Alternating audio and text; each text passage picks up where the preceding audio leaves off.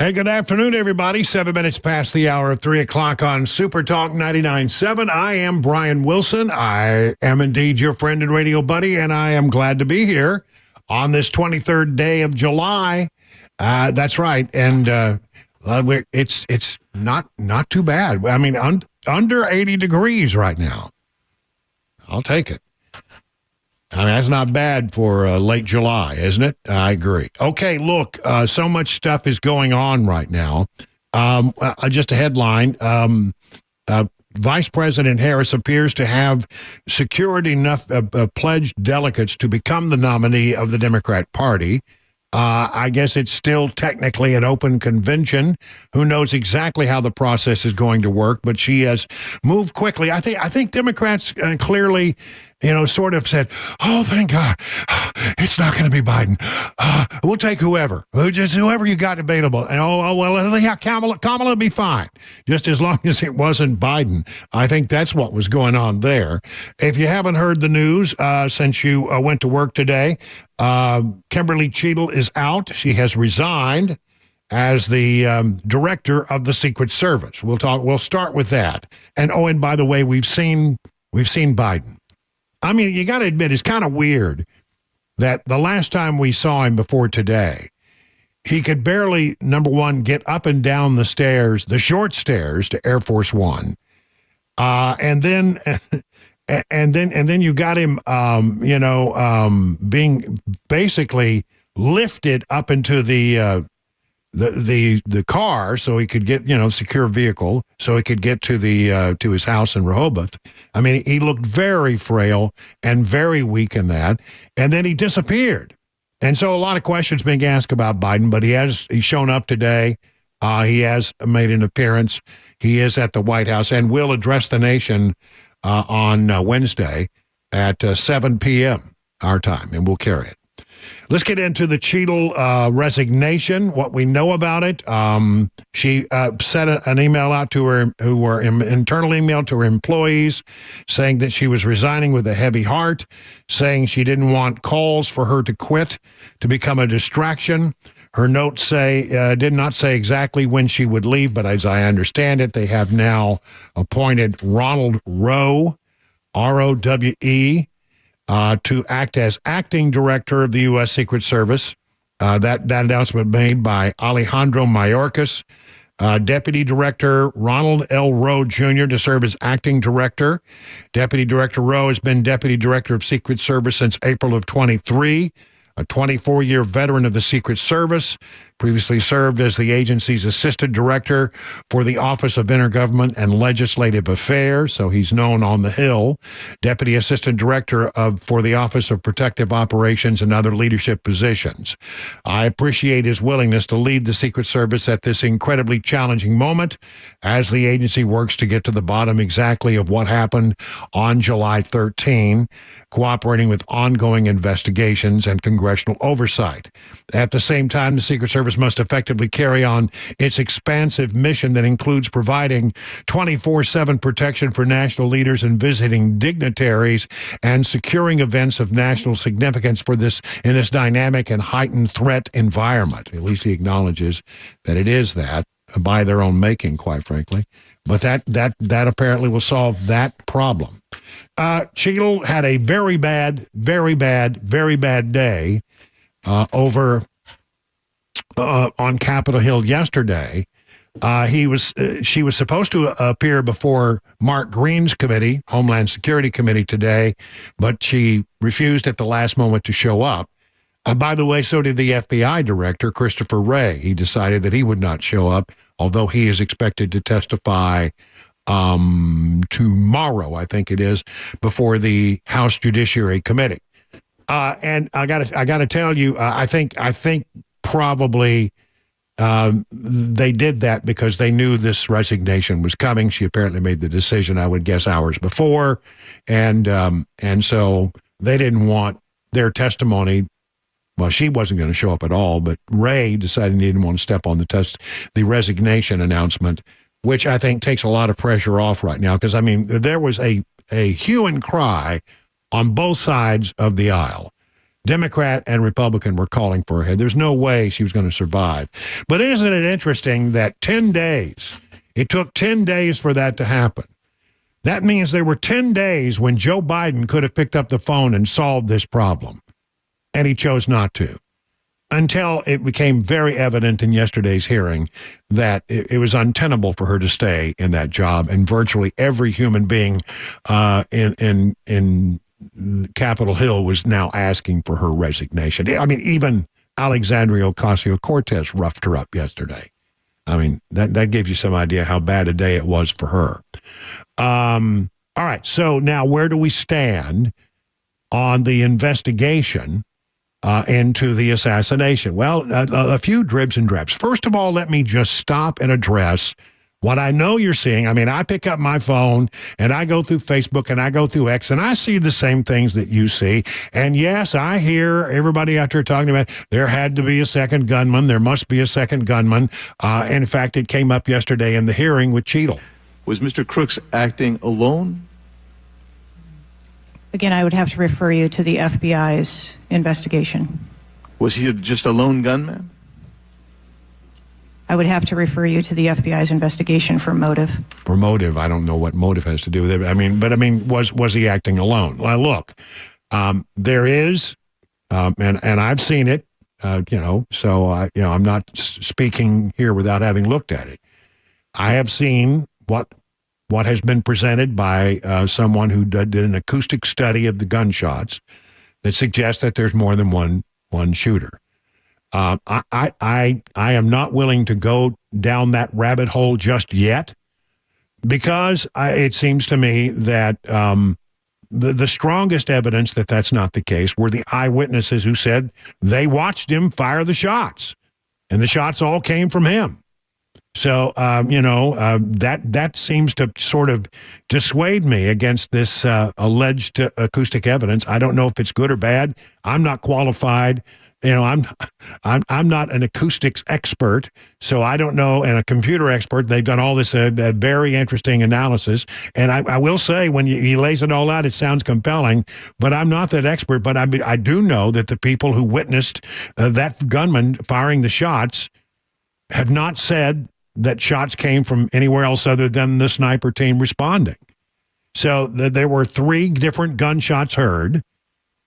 The shooter, who got off maybe 6 to 8 rounds, it depends on who you talk to, and then there were 2 responses from the counter sniper teams. One was a local team, and one was the Secret Service, and all of those are 3 distinctive sounds that I hear when I listen. So I'm not at the point where I'd say you're crazy if you believe there's a second shooter, but I'm not convinced that there's evidence of that as yet. So I acknowledge what you're reading.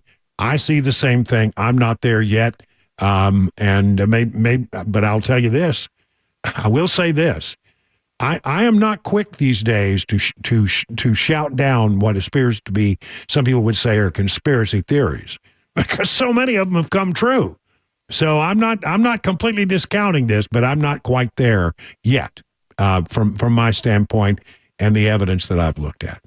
The Pennsylvania State Commissioner, Christopher Paris, was before Green today, and he talked a little bit about communications between the local teams and the Secret Service. There was a text thread that was going, I've been briefed, between the ESU members. They identified, they took a photo of him. At some point when he utilized the rangefinder, the suspicion was heightened.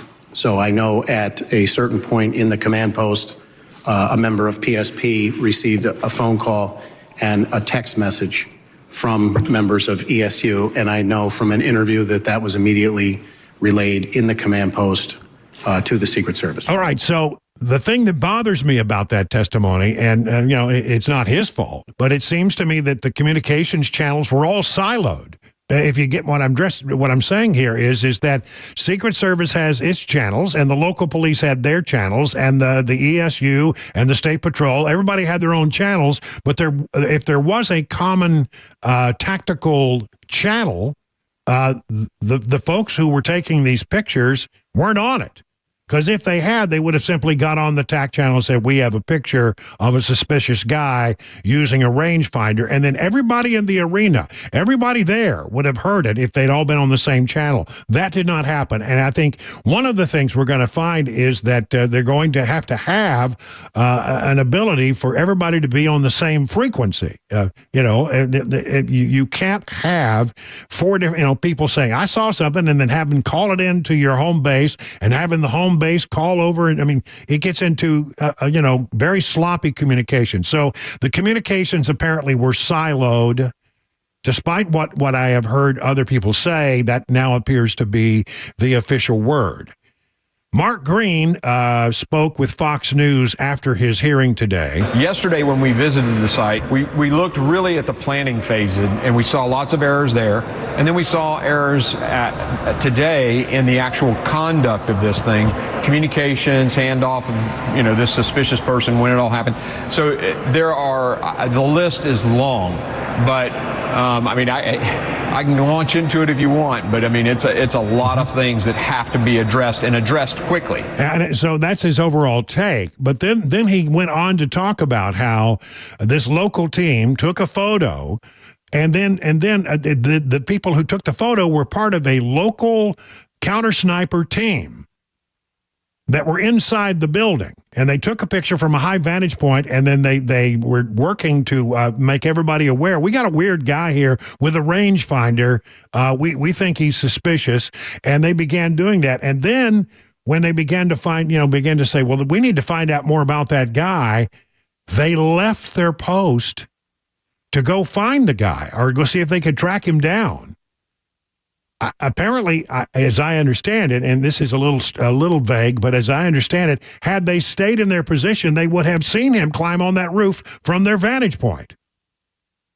So, I mean, again, there is chaos, there is confusion, left-hand, right-hand stuff going on here, left and right, and I don't understand how it was that number one, they just didn't have the real problem here is as somebody put it yesterday in the hearing, they could have put Barney Fife on that roof and it would have stopped this thing from happening. They needed one body there to say, hey, what are you doing climbing on this roof? Excuse me. That's all that needed to be done. Just one body. And they didn't have it. And it was a horrible, horrible, horrible oversight. The other thing that I think they're going to be talking about a lot, you're going to hear a lot about it, is the water tower that was nearby. Green makes the point that you could have put a counter sniper there, and it would have had a view over the entire arena. Longer shot, but he would have had a vantage point. At least a spotter. You know what I'm saying? It would have been a good thing to have. So, again, to recap, Cheadle is out. Hearings are going to continue tomorrow. We will apparently hear from Christopher Wray of the FBI, who's in charge of the investigation into this matter. They're investigating the Secret Service and the other agencies and trying to figure out what went horribly wrong. My concern, and let me just take a moment longer to say this, my concern about this is that we have witnessed recently where in Nashville, the Secret Service has been an impediment to the release of information. And I'm talking about the Covenant shooting.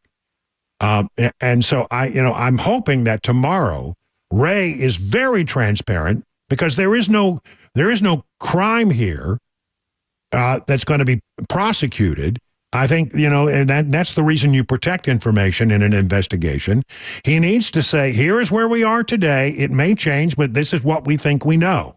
That's all we need to hear from the guy. 21, almost 22 past the hour.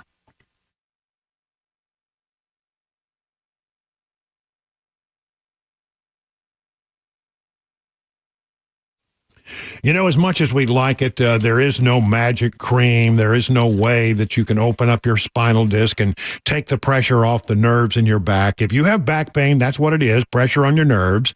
And you really have two choices. You can pursue surgery, go under the knife, or you can try something less invasive. In fact, they call it non-invasive spinal decompression. That's what I chose. Non-surgical spinal decompression at the Wellness Institute of Nashville.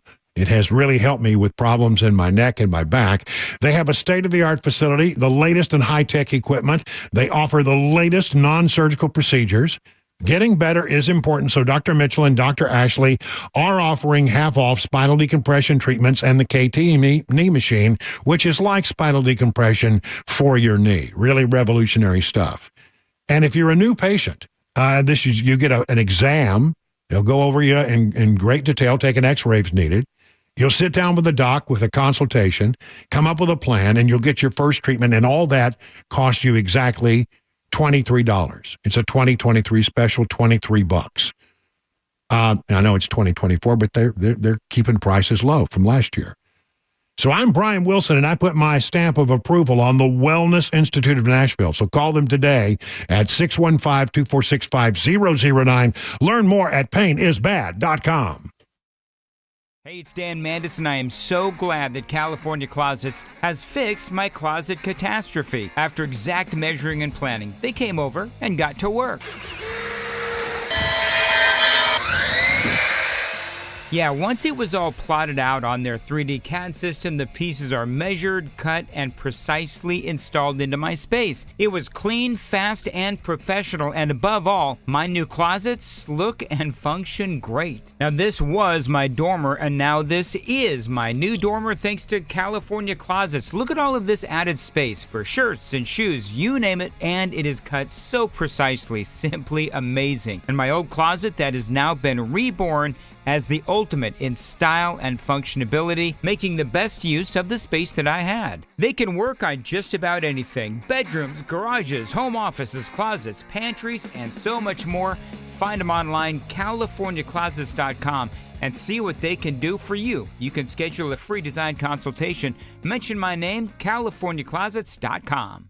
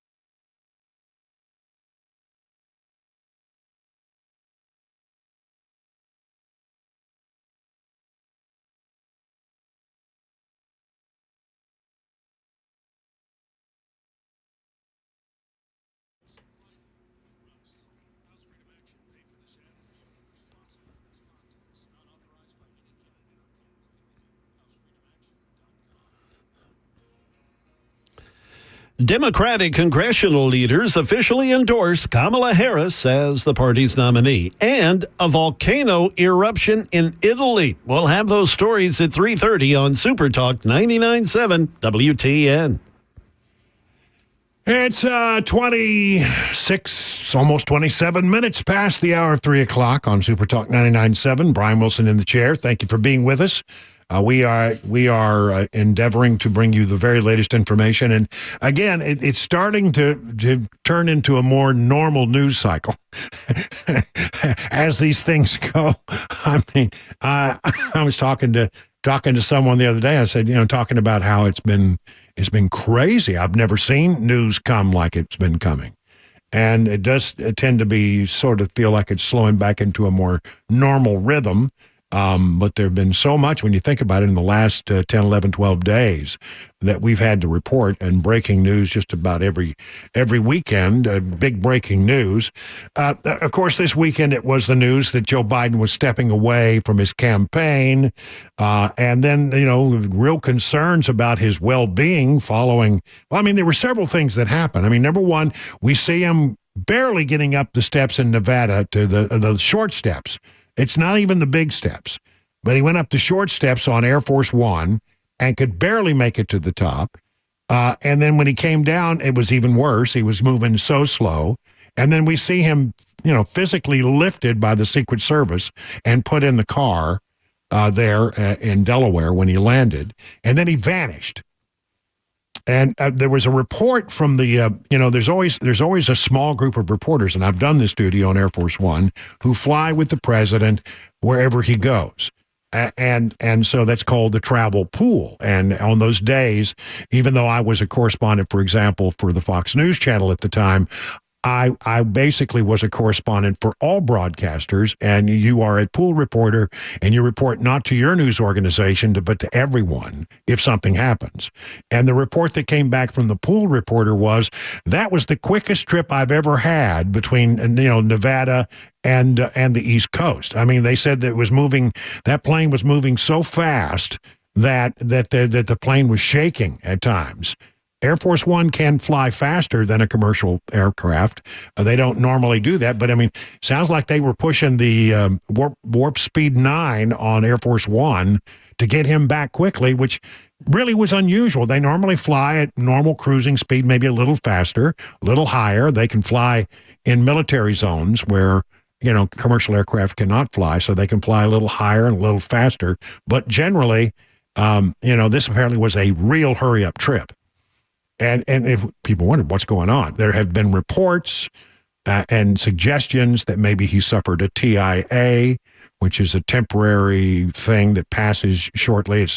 Some people call them mini strokes, but they're really not strokes at all. But this is a man who has myriad health problems. He's had 2 aneurysms and had surgeries on 2 different occasions in that regard to solve those aneurysms. He's not healthy. He's old. We've seen the cognitive decline. So all of these things, these wild rumors are always going to circulate. But I know this, he looked bad when he got on the plane, he looked bad when he got off the plane, and the plane seemed to be in a pretty damn good hurry to get back. So a lot of concerns there. He's canceled 10 trips, and he's going to give a speech tomorrow night to the nation to talk about this, which we will carry at 7 o'clock. What will that be? Your guess is as good as mine. 3:30 now, time for the news.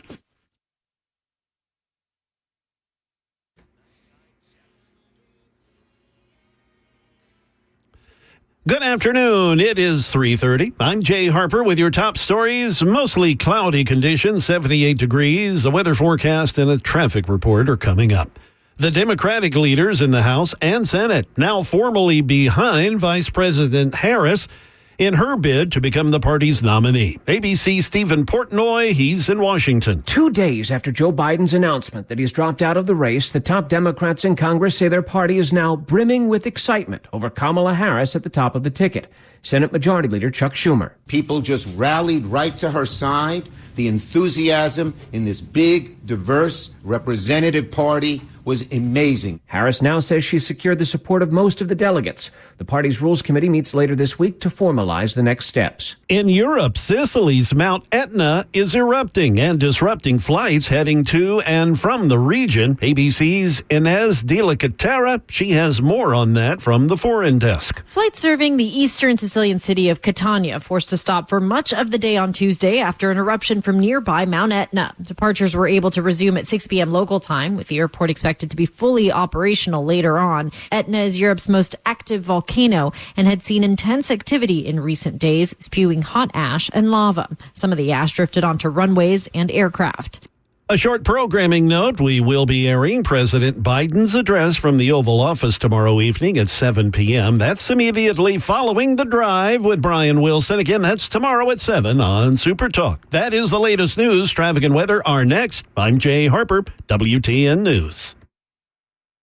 Hey, it's Dan Mandis, and I am so glad that California Closets has fixed my closet catastrophe. After exact measuring and planning, they came over and got to work.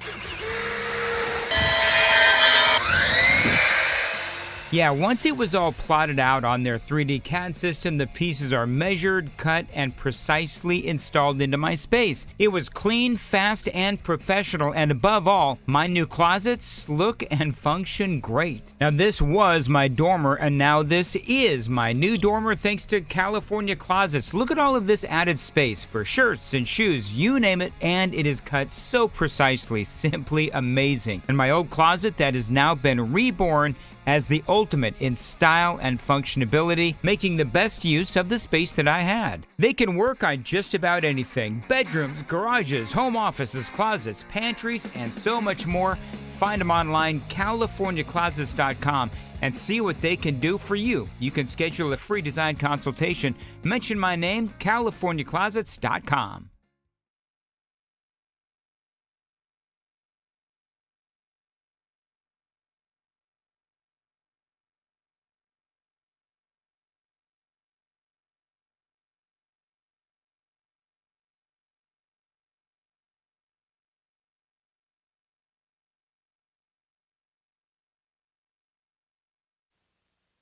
You know, when it comes to foundation issues at your home, your most important investment, this weather we've had really can be, it's been just perfect to cause foundation issues. First, we had a lot of wet weather with a lot of rain, a lot of moisture, and then it's been followed by a tremendous amount of heat and dry ground, etc.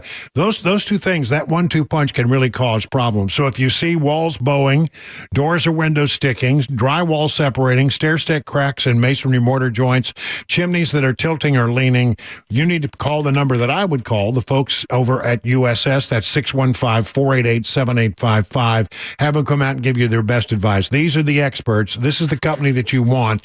They've been in business for 30 years, more than 25,000 satisfied customers. And also, they're well known for their ability to make your settling sidewalks or sinking slabs or patio steps level and plumb again, just like when they were new.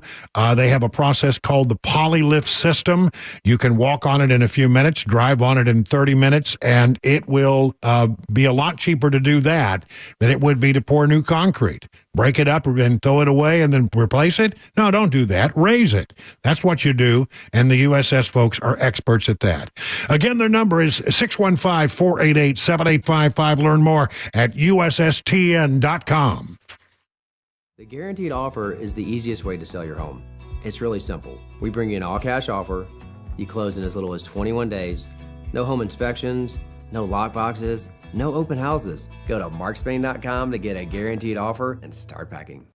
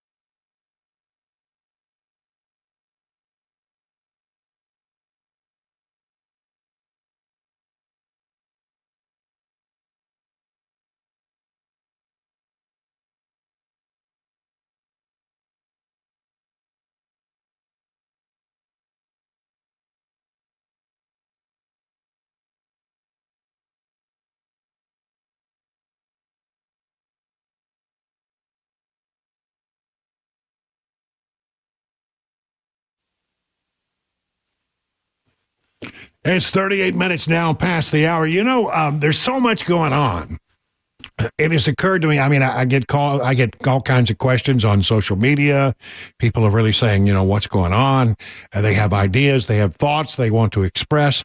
And I don't normally just open up the phones except on Friday unless we have a real question that is burning that I want to ask you. And so I want you to think of this as sort of like being Free for All Friday or a Phone Your FARB Friday. But we're going to call it What's on Your Mind Tuesday. Because I know there were so many questions out there. 615-737-9986. Phone lines are now open. And, you know, again, let's clear the air on some of this stuff. Because, I mean, what I find most often is that in times of confusion, what the audience counts on me for, and I appreciate your trust in me, is that you want some question answered that you don't understand. And sometimes I have the answer just because of the experience that I put in, and sometimes I don't. But if you have a thought, 615-737-9986. Maybe it's about the assassination following. Maybe it's about Biden withdrawing. Maybe it's about Kamala Harris. Whatever is on your mind, just, you know, you get busy and give me a call at 615-737-9986. Again, it has been a remarkable news cycle over the last 10, 12 days that we have seen. And so, you know, I understand that, you know, that these are interesting and compelling times. And I know there's a lot of stuff floating around out there on the internet that you read and you go, well, I read that, but then I don't hear people like Brian talking about it. You know, well, let's talk it out. Okay. Let's go to Jeff in Nashville. Jeff, you're on with Brian on the drive. Jeff, what's up with you, buddy? I'm doing good, man. Good to hear from you. I finally saw the footage for the first time of the Trump assassination attempt yesterday, and I got to be the first to admit I'm a huge Trump supporter and a card-carrying conspiracy theorist, but here's what I thought was weird. Nobody in the audience jumped up, ran away, was going over each other to try to escape, and when everything after Trump got led away, it looked like a priest in the church said, "Hey, everybody, sit back down. Thank you very much." And I just thought that was very odd, in a good way and in a strange way, that nobody moved and nobody jumped and nobody ran away from what was happening. Yeah, you know what I was confused by one thing initially, you know, and having watched the video, gosh, so many times now. You know, because I sort of assumed they said it came from if you were Trump looking out to the audience, it would have been, you're right, the audience is left. The shot came from the left. And, you know, what I noticed was people looking in that direction, but I sort of thought that the shot came from a lot more from the front initially, and then I wondered why people directly behind the president had not been injured. Turns out it was a much more acute angle, and that there were people on the far right. I think one person on the far left, because the stand sort of curved around his podium. So one person on the far left behind him, and then some people on the far right were the recipients of those bullets that missed Trump. And that was confusing to me for the longest time. Look, if you want to look at some stuff, there's some computer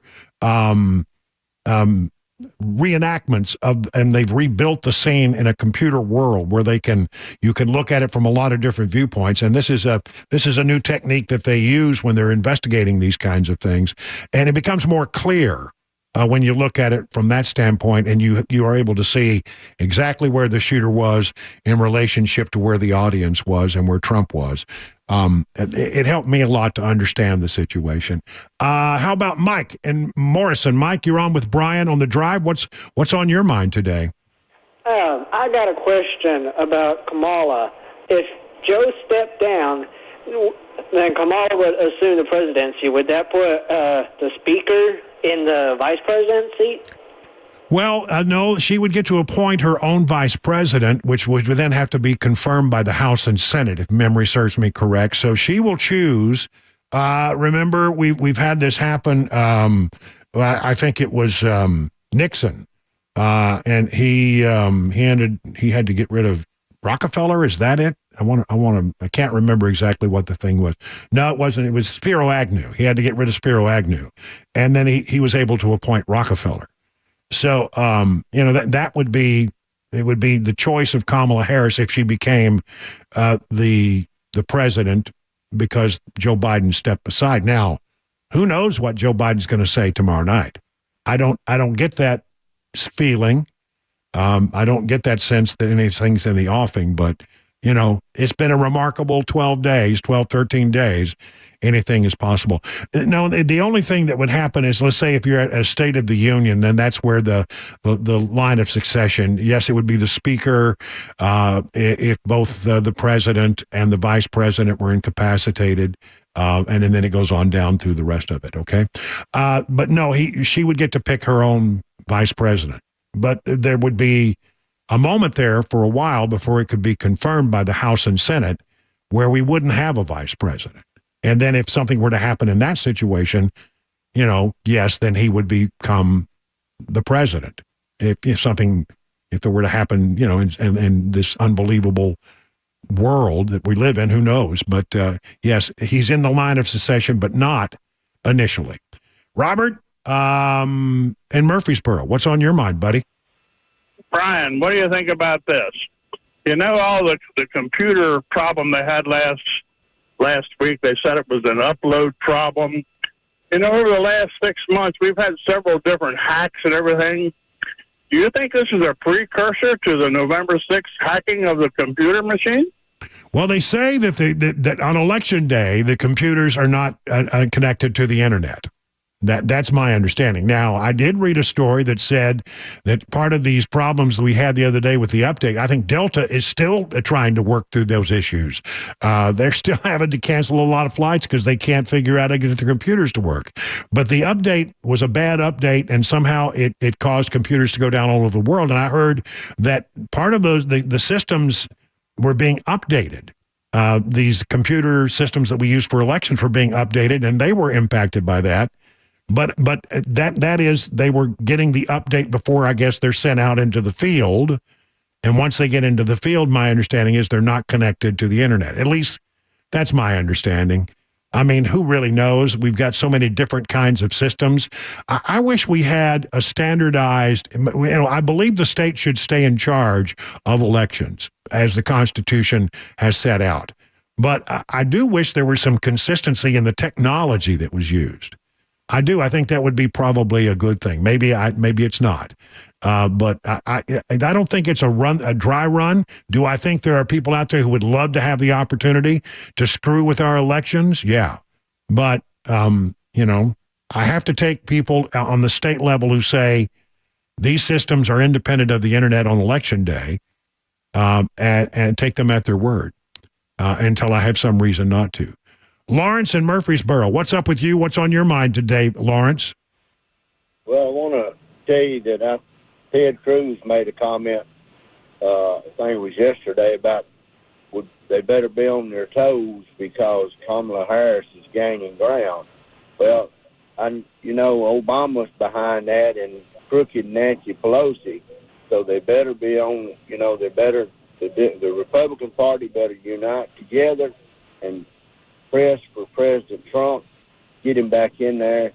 And the Secret Service, ex-Secret Service woman, I think should be charged with voluntary manslaughter because if she had done her job, that firefighter would be living today. And I enjoy you. Thank you very much. Thank you much for that, Lawrence. I appreciate it. Tony in Nashville, you're up next on the drive. What's on your mind? Hey, Brian, man, I just... one of the things, I'm going to say something that I know you all can't say on the radio station. Okay, be careful, but go ahead.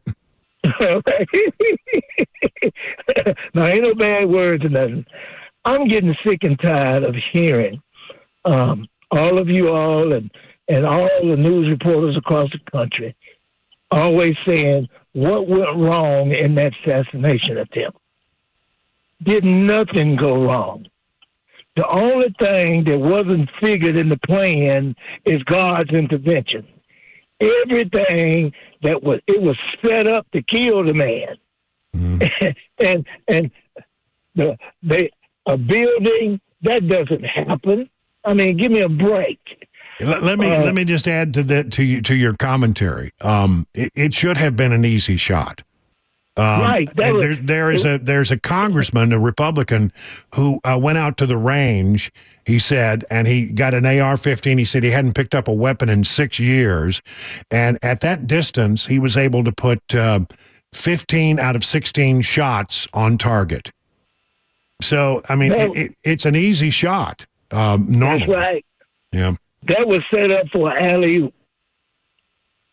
Using basketball terminology, I mean, that was a slam dunk. Yeah. It was set up for that. Everybody hollering about, screaming to the top of their voice about the young man up on the building. They videotaping it, all of this stuff. And the Secret Service didn't make not one attempt to do anything. Anybody with a clear mind can see that was just a plain old setup. And the only thing that went wrong is that they didn't figure on the intervention of God. All right, Tony. I listen, I appreciate your commentary. You are speaking words that I've heard a lot of other people say. Appreciate it. Harry, out on the road, you're up next on the drive. How are you doing today, Brian? I'm fine. We had a discussion at work the other day about the succession of vice president and all if Biden were to step down and Kamala take the role. When John F. Kennedy was assassinated, Lyndon Johnson never named a vice president.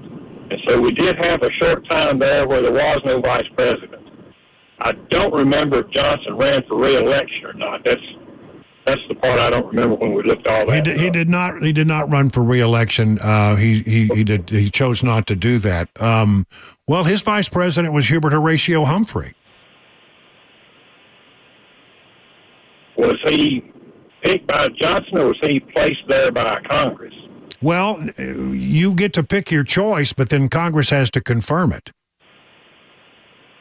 Okay, the research I looked up said he never did pick one. Well, let me double check on that. My memory. I mean, I was around then, but I don't have a very distinct memory of it. I know that that Hubert Horatio Humphrey was considered his vice president, I believe. But I'll check it. I'll double check it to make sure I'm right. Seems like it's a pretty easy thing to figure out. I have time for Mark in Nashville. You'll be our last caller there, Mark. I'm always very worried about election interference and election fraud, but with Kamala being at the top of the ticket, I think it would now be more believable that she would pose a serious contender to Trump. Mm-hmm. So election fraud at this race is now a real concern. We could lose this one. All right. Look, here's what I would say. I think that we learn a little bit every time we go out. And I'm not going to tell you that somebody won't try, but what I'll tell you is I think that there are some systems in place that should make it easier for us to spot of it, and some things have happened that makes it harder for that to happen. In some places, again, I don't worry too much about red states and blue states. The red states, they're going to vote red, and the blue states are going to vote blue. It's the purple states you got to watch like a hawk. 22 past I make that 52 past the hour of 3 o'clock.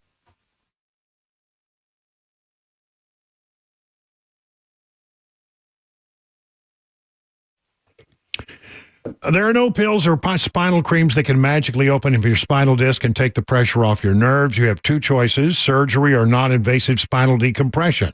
I chose non-surgical spinal decompression at the Wellness Institute of Nashville. Their state-of-the-art facilities and the high-tech equipment they have offer the latest non-surgical procedures. And getting better is important to Dr. Kevin Mitchell and Dr. Ashley, so they're offering half off spinal decompression treatments and half off the KT knee machine. You're a new patient, you get an exam, a consultation, an x-ray if you need one, and your first treatment, and it's only $23. That's right. You got that on you. I'm Brian Wilson. What are you waiting for? All you got to lose here is your pain, and I put my stamp of approval on the Wellness Institute of Nashville. Call them today at 615-246-5009 and learn more at painisbad.com.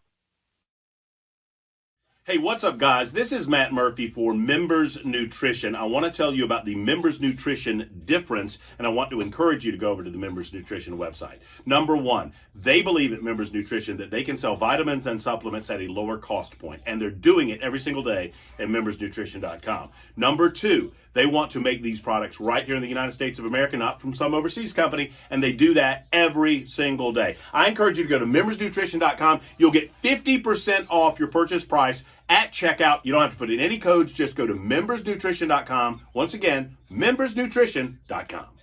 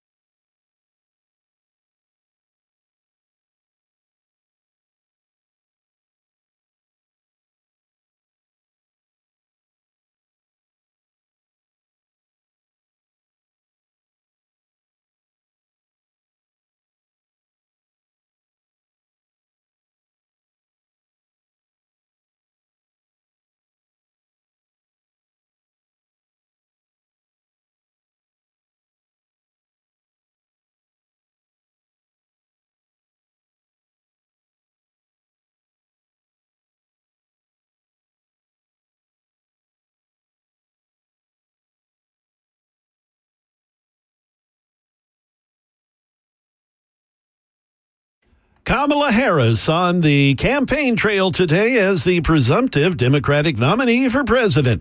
A New Jersey U.S. Senator announces his resignation, and a major airline still dealing with the fallout of last week's IT outage. We'll have those stories at 4 o'clock on Super Talk 99.7 WTN. All right, we looked up it in the history books, and Johnson did not appoint a vice president afterwards because there was no 25th Amendment then. There was no plan for what you do in a situation like that. So for the short period of time that he filled out JFK's term, he did not have a vice president.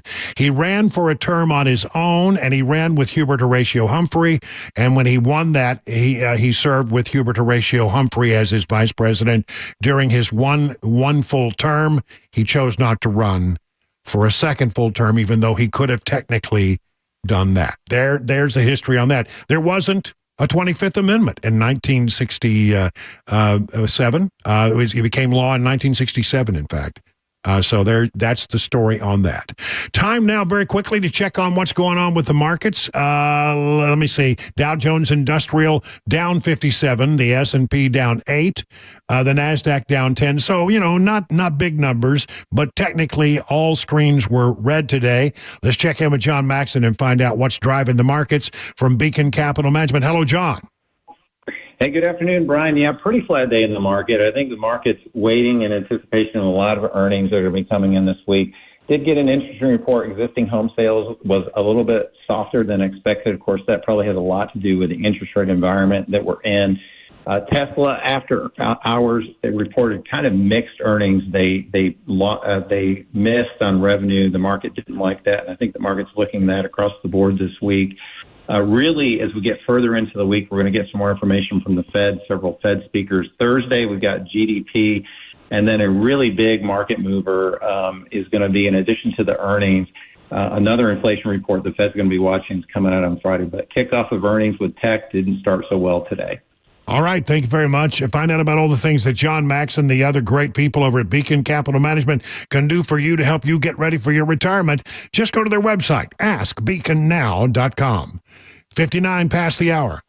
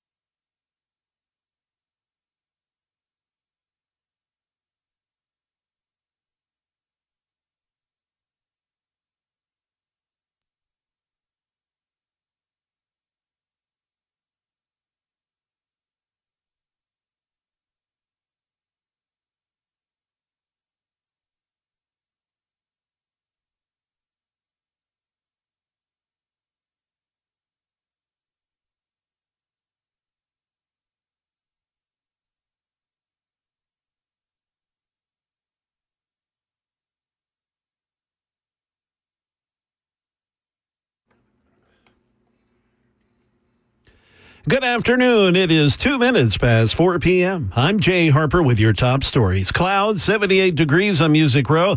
A weather forecast and a traffic report are coming up in a couple of minutes. Vice President Harris On the campaign trail now, according to ABC News, she is now the presumptive Democratic nominee, having secured commitments from at least 2,000 delegates.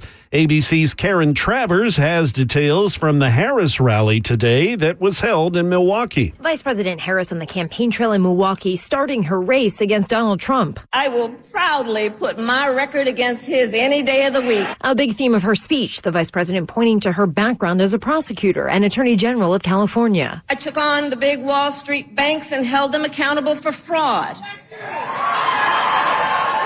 Donald Trump was just found guilty of fraud on 34 counts.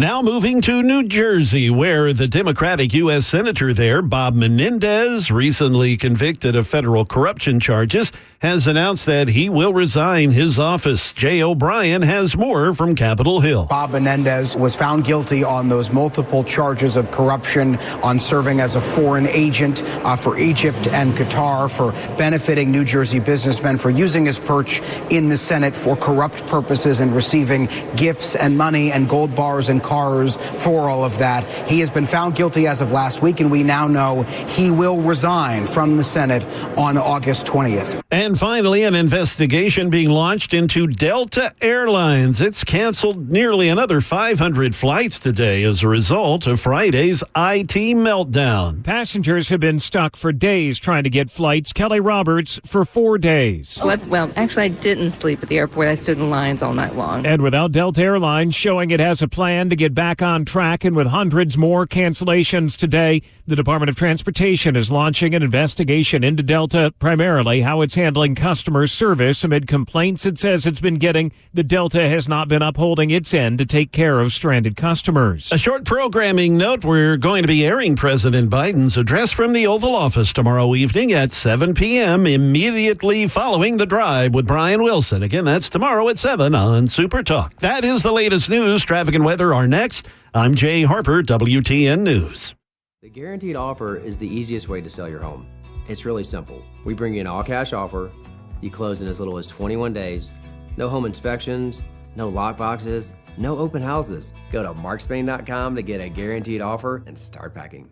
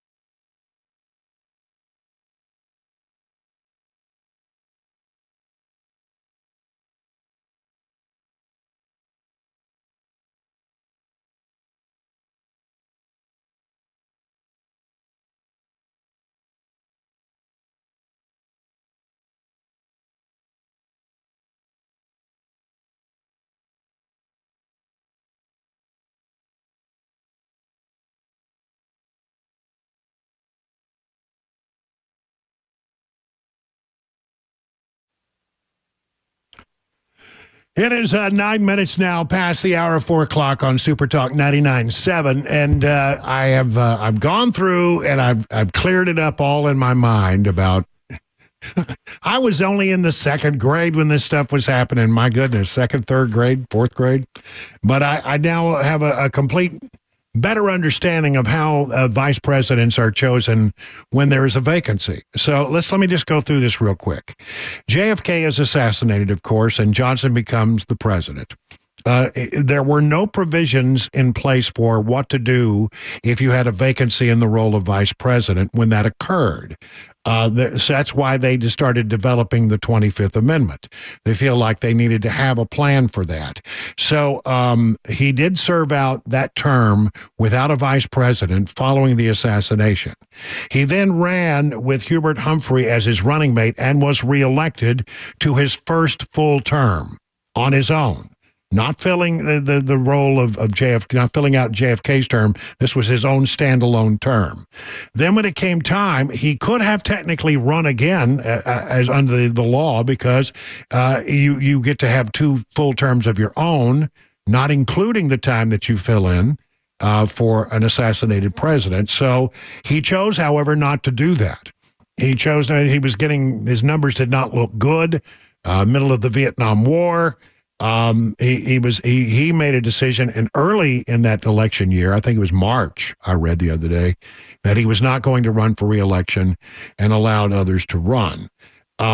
Nixon did have initially as his running mate Spiro Agnew, but Spiro Agnew got in some kind of legal trouble, as I recall, of some charges of fraud, and he had to be relieved of his duties of vice president.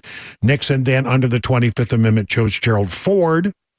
Gerald Ford had to be approved by both the House and Senate. He was popular because he was a high-ranking official in the House, and I think he was majority leader, I want to say, of the House at the time. But Gerald Ford then became the vice president to Richard Nixon, and then when Ford ran on his own after the resignation of Richard Nixon, he chose Nelson Rockefeller as his vice presidential running mate. So that was. There you go, a little presidential history. It was a little fuzzy. I wasn't very old when all that was going on. I get it all straight. That's what counts. That's what right. So, but the caller in the last hour was right that Johnson did not pick a vice president immediately after the assassination because there was no provision to do that. They had never anticipated, well, what do we do in that case? Funny that hasn't happened, but that hasn't happened. And that's why the 25th Amendment, that's the origin of the 25th Amendment, because after that they decided, we really ought to have a line of succession. And that's where all of that came into being, was after the assassination of JFK. All right. So let's talk a little bit about Kamala Harris. She has clinched, if you want to call it that, the nomination, it would appear. She has had enough delegates who have said that they would vote for her, have sworn their allegiance to her, that she appears to be the presumptive nominee. Although there is a conscience clause. Democrats, if something were to happen, Democrats could change their mind at the convention, but and Kamala is calling it a clinch. So, Wisconsin, I am told as of this morning that we have earned the support of enough delegates to secure the Democratic nomination.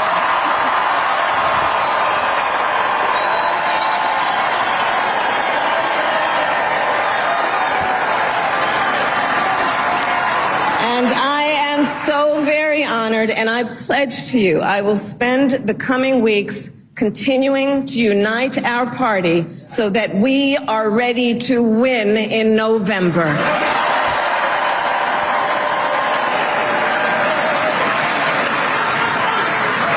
So, friends, we have 105 days until Election Day. That's right. And that means we have 105 days to try to get this thing put to bed. There are some numbers out there. I don't know. I think it's very early to look at any of the numbers. There's one poll out there that says that she leads by 2 nationwide. I don't buy that. It's the Ipsos poll. It's not been very reliable in the past. Other polls suggest that Trump leads by 2. The real test will come in time. It'll take about a week or so to start getting some polling numbers in to see how much this change is going to roil the election, R-O-I-L. It's not a royal election. It's a roiling election. And so we'll find out exactly how she does after that. But she gave a preview. This is going to be, you're going to hear this a lot. And this is going to make you mad, but, we'll move on after this. Here's Kamala with her attack on Trump. You're going to hear this every time she gets in front of a microphone. I took on perpetrators of all kinds. Talking about the time when she was a prosecutor. Predators who abused women, fraudsters who ripped off consumers, cheaters who broke the rules for their own gain. So hear me when I say, I know Donald Trump's type. So get ready for that one. I do think it's interesting, though, that CNN is talking, and a lot of people are talking about it. It'll be an uphill battle for her. She's got a lot of things she's got to overcome. Harry Enton, who does the number crunching over at CNN, talks about, the bottom line is Trump is a lot more popular than she is. Kamala Harris, it is going to be difficult to beat Donald Trump, and I want to give you an understanding of why. Let's take a look here just first at the favorable views of Donald Trump. We know that Donald Trump has historically been unpopular, but take a look now. After the Republican National Convention, in the ABC News Ipsos poll, he recorded his highest ever favorable rating at 40%. That's not a one-off. Take a look at the Quinnipiac University poll, 46%. That's the highest ever in that pollster. The fact is, Donald Trump is more popular now than he ever has been before. So yes, Democrats can make this switcheroo, but they're still going to have to beat Donald Trump, a Donald Trump who is stronger, Sarah, than he has ever been before. That's right. I mean, he has gained some sympathy off rebounding off of a very, very, very good convention for him. And so I think, and by the way, Donald Trump is handling himself a lot better in front of the cameras than he did in the first election and and all the attempts before. He really is coming across more muted. He's still Donald Trump. And he still gives you what you expect out there if you're a big fan of Donald Trump. But, it was said, I think, in the last election attempt when he got beaten by Biden, that if he had pulled in his horns, and by that I mean some people say if he was just like a little less bombastic, that he probably would have beaten Biden. That it was the bombacity of Trump that turned off a lot of people in the middle. Who you have to win a national election, the independents, the folks in the middle. If he had just pulled that back a little bit, he probably would have prevailed in the last election. I think he's taken that to heart because I think he has pulled in his horns about 15%. He's not quite as bombastic as he has been. He's been more muted. He handled himself beautifully in that first debate. I mean, he could have gone out there and been the Trump we saw in past debates, and it would not have worked as well for him as being, the more circumspect Trump, a person who takes it just a little notch slower and a little less out there, if you get my drift. And I know, there are many people who will say, well, I like it when he does. Well, yeah, but understand, he already has your vote. He's got to convince other people who are on the bubble about him, especially in the middle, the people who are known as independents. It is interesting that CNN points out that indeed Harris is off to a pretty good start as far as getting all of her support lined up. That's pretty quick order. I think Democrats are like, oh, thank God, it's not going to be Biden. Yeah, Kamala's fine. Yeah. They may rethink that as we go down the path because, as even CNN points out, there's an old saying in Washington that a presidential candidate will never have a better day than the one that follows their announcement. The maxim usually applies to the heady first hours of primary campaigns, but Harris, 59, is now playing in the big leagues. Harris must sustain the sudden new momentum in a party that until Sunday believed it was headed to defeat as lawmaker after lawmaker deserted the president following his disastrous debate performance. If she succeeds in her plan to earn and win the Democrat nomination, nomination, Harris will come up against the most feral campaign machine in years. Trump is known for his rhetoric that could turn in the next few months into the most searing general election in modern history. And she's already sort of set the tone for that, don't you think? With that comment that she just laid down? The pressure on Harris from Democrats is also immense. The vice president has shown signs of improving her political skills recently, but that's never been her forte. I would add my own thoughts. She's not a very good campaigner, but you don't have to be if you've got good people around you and you listen to their advice. If they tell her, quit cackling, number one. Number two, read what's on the teleprompter and stick with it, then, she will come across as being a more somber and serious candidate. I mean, the joking and the cackling and the laughing, nobody can take her seriously when she does that. But I mean, if you're a political analyst and you say, how do you fix Kamala Harris as a candidate, you tell her to quit cackling.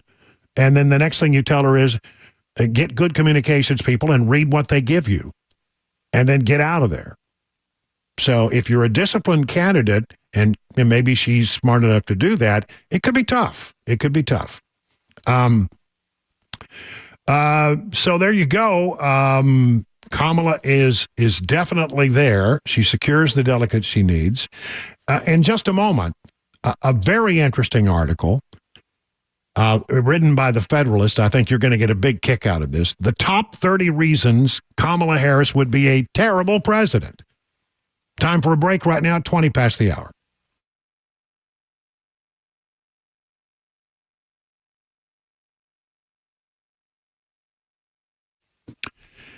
Tax reduction analysis. Are your retirement assets structured to minimize taxes? Could be hard to believe, but many hardworking Americans like you could be overpaying in taxes in retirement. You can be taxed on your IRA, your 401k, any other tax-deferred retirement accounts. Beacon Capital Management is here to give you peace of mind with that. With the threat of massive tax increases just around the corner, your nest egg could be in trouble unless you now take advantage of defensive tax-saving strategies. Defend your hard-earned retirement savings by scheduling a free retirement tax reduction analysis today. No cost, no pressure, no obligation. If you have saved more than $250,000 for retirement, you better not wait. You better schedule your free retirement tax reduction analysis from Beacon. Call them at this number, 615-488-9303, or visit askbeaconnow.com. Hey, it's Dan Mandis, and I am so glad that California Closets has fixed my closet catastrophe. After exact measuring and planning, they came over and got to work. Yeah, once it was all plotted out on their 3D CAD system, the pieces are measured, cut, and precisely installed into my space. It was clean, fast, and professional, and above all, my new closets look and function great. Now, this was my dormer, and now this is my new dormer thanks to California Closets. Look at all of this added space for shirts and shoes, you name it, and it is cut so precisely, simply amazing. And my old closet that has now been reborn as the ultimate in style and functionality, making the best use of the space that I had. They can work on just about anything: bedrooms, garages, home offices, closets, pantries, and so much more. Find them online, CaliforniaClosets.com, and see what they can do for you. You can schedule a free design consultation. Mention my name, CaliforniaClosets.com.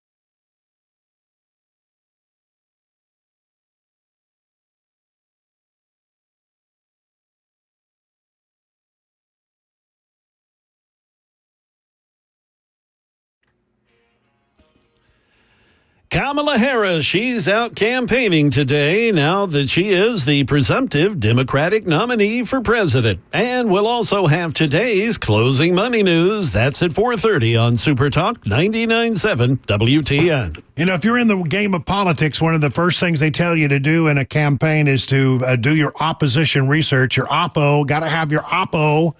And so, you know, it's very easy to do opposition research on Kamala Harris. Here from the Federalist, 30 reasons why Kamala Harris would be a terrible president. All of these could be turned into commercials. Number one, she covered up Biden's cognitive decline. Number two, she's sympathetic to pro-Hamas demonstrators. Number three, she refuses to oppose abortion until birth. Number four, she shirked her duties as border czar. Number five, she put other countries' borders before her own, suggesting that money should be spent to secure the borders of Ukraine when our borders were completely insecure. Six, she knowingly spread the Border Patrol whipping lie. That's one for sure. She's wildly unpopular. Number eight, she's disliked by her staff. A whopping 92% of Harris' staff left in her first 3 years as vice president. Number nine, she's out of touch. Number 10, she's not a great speaker. Number 11, the persecution of life-saving pregnancy centers. Harris used the presidential podium to cheer on Democrats for taking on rightly the crisis pregnancy centers. 12, she supported bailing out 2020 rioters. Remember that?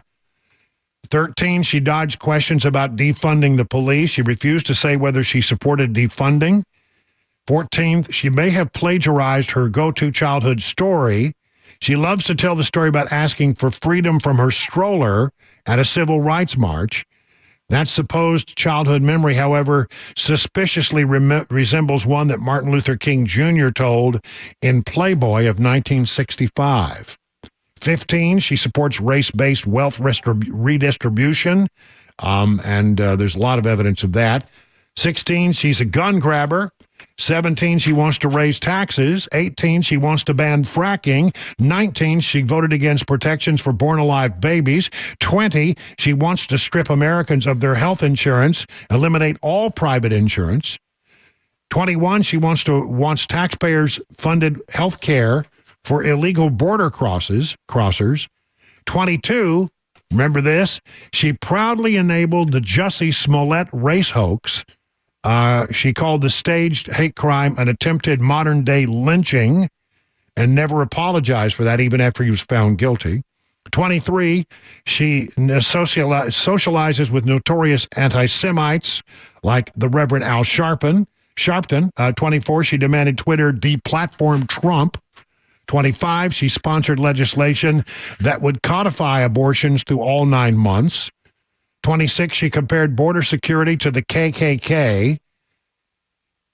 27, she's into AOC's brand of socialism. She called the freshman legislator fantastic and praised her for challenging the status quo. 28, she is openly anti-Catholic.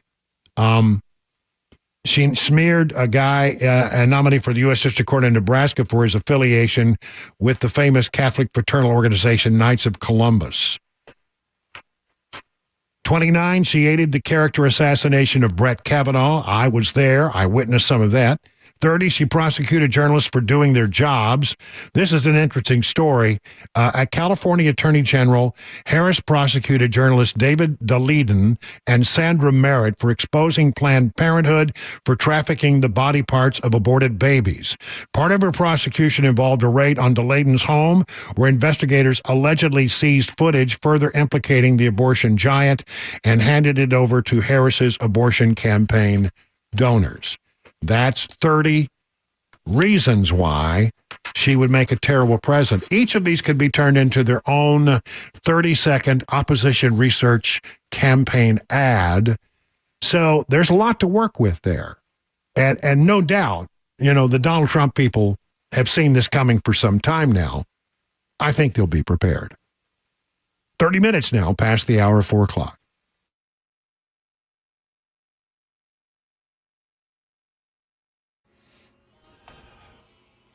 Good afternoon. It is 4:30. I'm Jay Harper with your top stories. Mostly cloudy now. We've cooled down a little bit. 76 degrees on Music Row. A full forecast and a traffic report are coming up. Vice President Harris hitting the trail this week for her campaign. According to ABC News, she is now the presumptive Democratic nominee since she has secured commitments from at least 2,000 Democratic delegates. ABC's Karen Travers, she has been with Harris today in Milwaukee. On the campaign trail in Battleground, Wisconsin, her first rally since President Biden announced he was no longer running for re-election. And now, Wisconsin, the baton is in our hands. Harris telling the fired-up crowd she's honored to have earned the support of enough delegates to secure the Democratic nomination. I pledge to you I will spend the coming weeks continuing to unite our party so that we are ready to win in November. Now we turn to today's closing money news. With that, from ABC News, here's Daria Olbinger. From ABC News, Wall Street now stocks pulled back a bit from Monday's gains. The Dow closed down 57 points. The Nasdaq gave up 10. And the S&P called it a day off 9. There were a lot of earnings after the bell, including Alphabet, the parent company of Google, and Texas Instruments, both of which reported numbers that beat analysts' expectations. And Tesla's numbers just missed analyst marks. Federal regulators are investigating Delta Airlines' response to the global cyber outage. The carrier is still trying to work through the backlog of cancellations and delays. More than 4 full days after that faulty software update wreaked havoc around the world. Sticker prices for a new GM vehicle in the last quarter averaged just under $50,000. That's a price that helped push the company's net income up 15%. Despite word that prices are coming down, GM's CFO says he doesn't see his company cutting prices much at all. Now let's just give you a quick programming note. We are going to be airing President Biden's address from the Oval Office tomorrow evening. That's at 7 o'clock, immediately following The Drive with Brian Wilson. Again, that's tomorrow at 7 on Super Talk. That is the latest news, traffic, and weather. They're next. I'm Jay Harper, WTN News.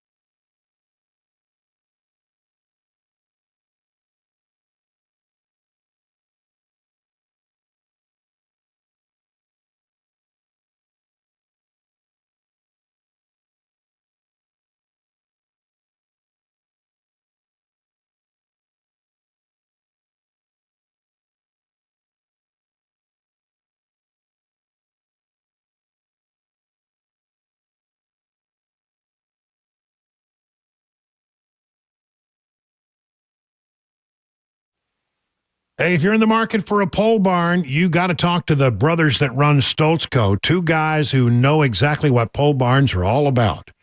Exceptional quality, craftsmanship, and fair prices. They can build your new pole barn to your specifications with your needs in mind. And that is, of course, the Stoltz Co. difference. You can use pole barns for all kinds of things. It can function as a classic tool and work barn, a garage, or even a place to live. Those are called barn dominiums. Flexibility is key. They combine the classic post-frame barn look with the reliability of modern materials and give you a finished product that will stand the test of time. They do not scrimp on quality. They do not cut corners. They believe their customers deserve only the best. So why don't you go to their website, stoltzco.com. That's stoltzco.com. Tell them that your friend and radio buddy told you that about this, and they can talk to you about what they can do for you. The number 615-622-5992. Stoltzco, where customer service is affordable and you get quality workmanship. STOLTZCO. That's stoltzco.com. Hey, what's up, guys? This is Matt Murphy for Members Nutrition. I want to tell you about the Members Nutrition difference, and I want to encourage you to go over to the Members Nutrition website. Number one, they believe at Members Nutrition that they can sell vitamins and supplements at a lower cost point, and they're doing it every single day at membersnutrition.com. Number two, they want to make these products right here in the United States of America, not from some overseas company, and they do that every single day. I encourage you to go to membersnutrition.com. You'll get 50% off your purchase price at checkout. You don't have to put in any codes. Just go to membersnutrition.com. Once again, membersnutrition.com.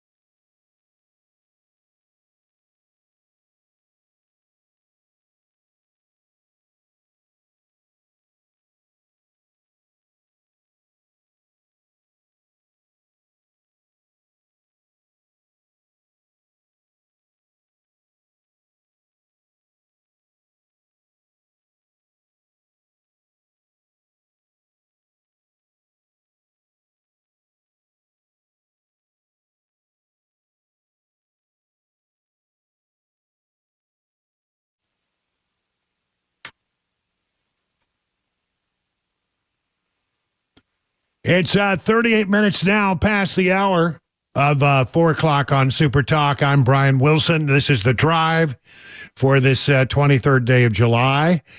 Only 75 degrees right now, not too bad. And we do have, some thunder showers knocking around the area. So, it's hit or miss. Not overwhelmingly a lot of rain, but I mean, some places are going to get rain. Some places are not going to get rain. And I'm in favor of rain. Just for the record, I am absolutely in favor of rain. Not when it comes a lot of it at one time. It has its limits for sure. Yeah. Yeah. So, but I can deal with a little rain. Right now, let's head down to the swamp. I realize that there are people getting into their cars at this time of day, and they may have been at work and have not had a chance to find out what's going on in the world around them, and I want to make sure that you have the latest news. I think probably the biggest story today is that Kimberly Cheadle has resigned as director of the Secret Service. And as long as we're in the swamp, I'll read you this. Secretary of Homeland Security Alejandro Mayorkas on Tuesday has appointed Ronald L. Rowe, Jr. to serve as acting director of the U.S. Secret Service. I have appointed U.S. Secret Service Deputy Director Ronald L. Rowe, Jr. to serve as the acting director of the Secret Service. Deputy Director Rowe has been the Deputy Director of Secret Service since April of 2023. He's a 24-year veteran of the Secret Service. previously served as the agent's assistant director of the Office of Intergovernment and Legislative Affairs, has a bunch of different managerial jobs. And, as I mentioned the other day, if you just, appoint somebody very quickly, you get rid of a problem. I mean, clearly Cheadle was in trouble. You had both Republicans and Democrats calling for her resignation yesterday. And so, you get rid of Cheadle, and there are a number of really qualified people within the Secret Service structure, people who got a lot of time in, a lot of experience, that can pick up the ball and run with it, and you don't miss a beat. And that is apparently what has happened. Cheadle really, it took 10 days for her to come to the realization that she wasn't going to survive this.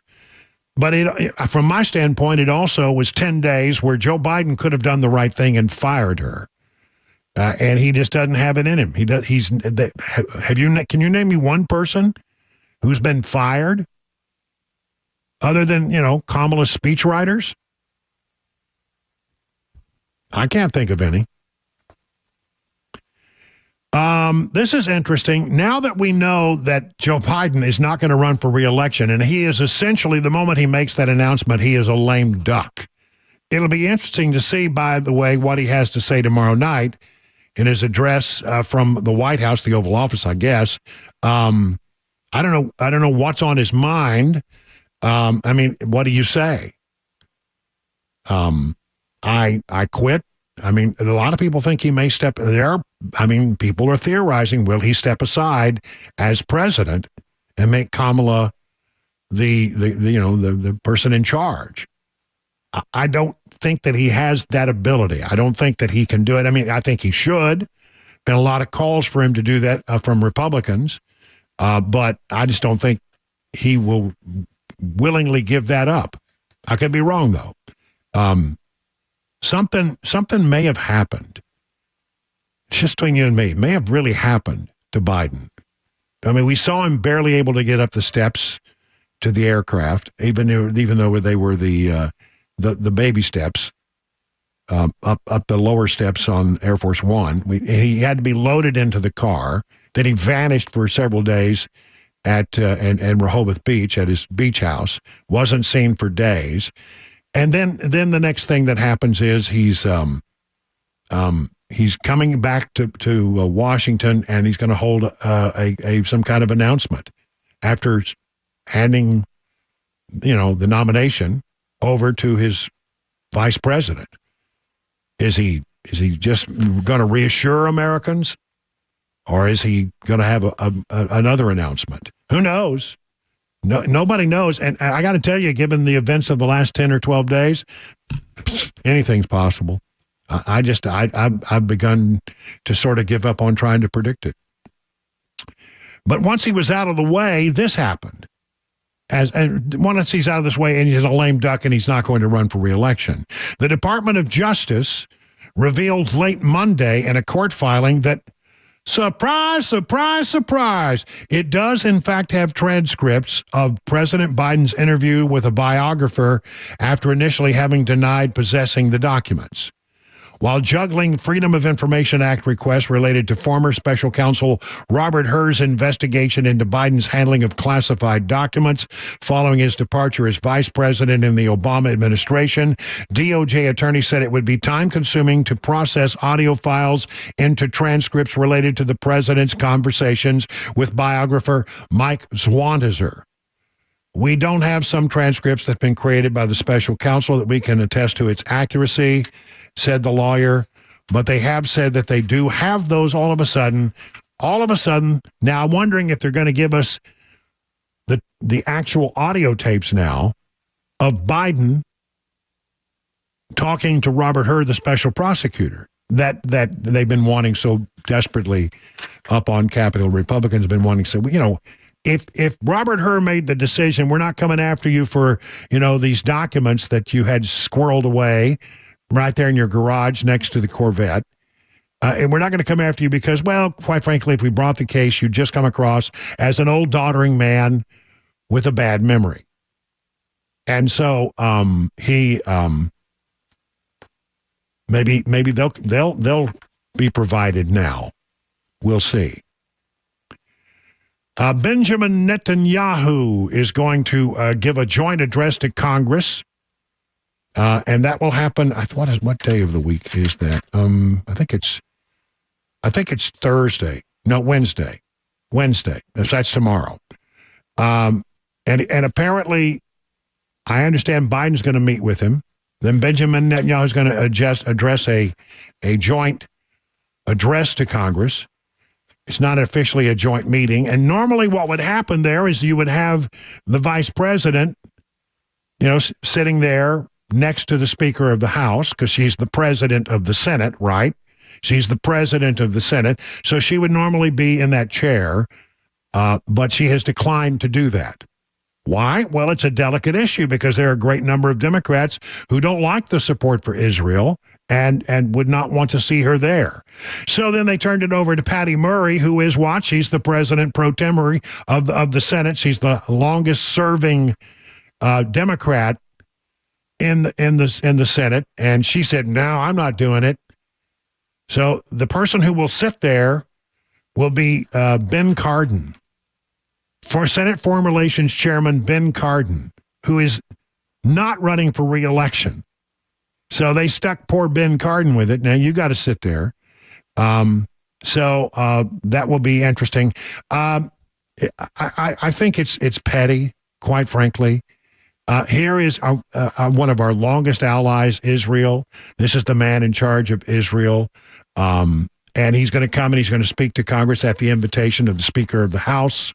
And for Kamala Harris to say, well, it's just sort of uncomfortable for me to be there, so I'm not going to be there. I don't want to alienate anyone. Well, she's alienating Jewish voters, I would say. So we'll see what happens with regard to that. It'll be an interesting speech tomorrow. So we get a speech from Benjamin Netanyahu tomorrow, and then a speech from Biden tomorrow night. And did I mention that we're carrying that speech right here on Super Talk, 7 p.m. Right after I get through with the drive at 7, we will go to ABC coverage of that speech, whatever it turns out to be. I don't know what you do. I mean, what do you do with that speech? Why do you need that speech? We'll figure it out. And then there is this. Bob Menendez is going to resign his Senate seat following the federal bribery conviction. There was some question about whether he would step down. He plans to resign effective August 20th, according to two people briefed on his decision who spoke on the condition of anonymity. As you know, the longtime Democrat lawmaker was convicted on July 16th of taking bribes from 3 businessmen who showered him and his wife with cash, gold bars, and a Mercedes-Benz, an extravagant bounty for his help securing deals with foreign officials and trying to derail several criminal investigations in the state of New Jersey. So he's out. Bob Menendez is out. Effective August 20th is according to people who are familiar with his thinking. They had called for him to do that. It's embarrassing for the Democrats to do that, to have him there after he's been convicted before he is sentenced. But he's out. He's going to appeal that case, so he's going to be tied up for a while. But he won't be a United States Senator after August 20th, at least according to that. So, I mean, these incredible times. I have heard a story. I've read one story, and I've not been able to find anything more on it that suggests that, well, they're going to take care of a few more things, but pretty quickly, the House is going to pretty much adjourn through the elections.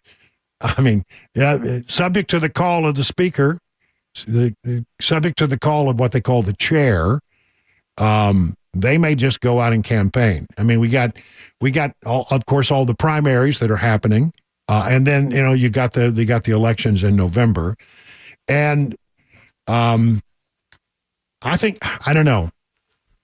Is anything really going to get passed in this environment? No. Anything that the Democrats truly want, the House is not going to pass. Anything that the House Republicans in the House want, the Democrats are not going to pass. If there's an emergency piece of legislation that needs to get passed, they can call everybody in.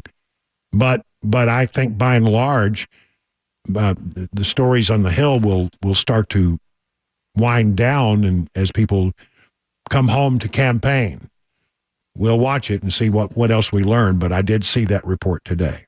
50 minutes now past the hour of 4 o'clock on Super Talk 99.7.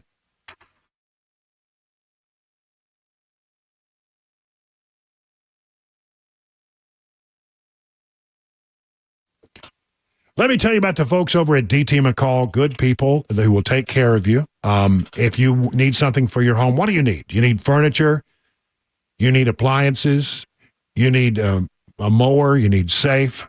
What kind of things do you need? Well, whatever it is that you need, there's a good chance you're going to find it at DT McCall's, a company that has been around in Middle Tennessee for more than 100 years. 5 convenient locations, and there's one near you. And the one thing I love about this company, 2 things really. Number one is that they will always treat you fairly. They're gonna give you a price that's an honest price.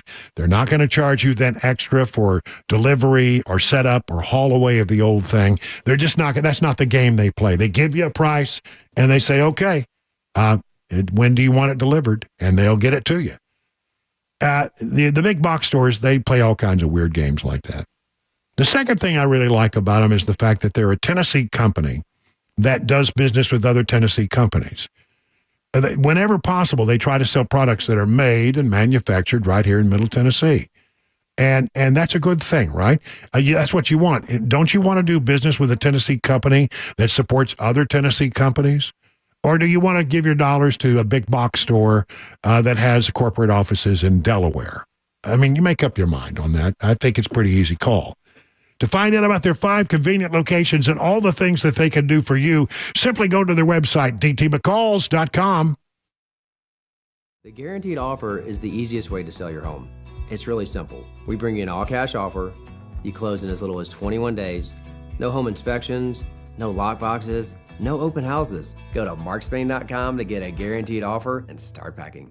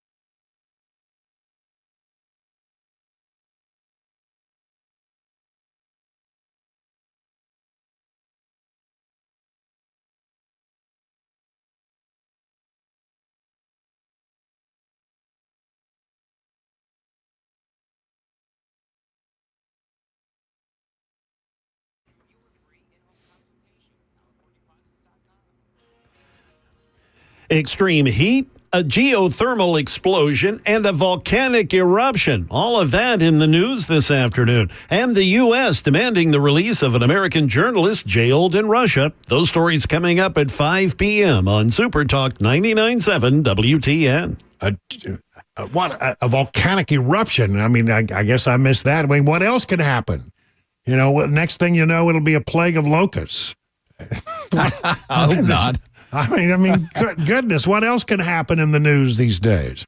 Listen, next hour we'll be talking about Cheadle's resignation and the investigation into the assassination attempt on Donald Trump.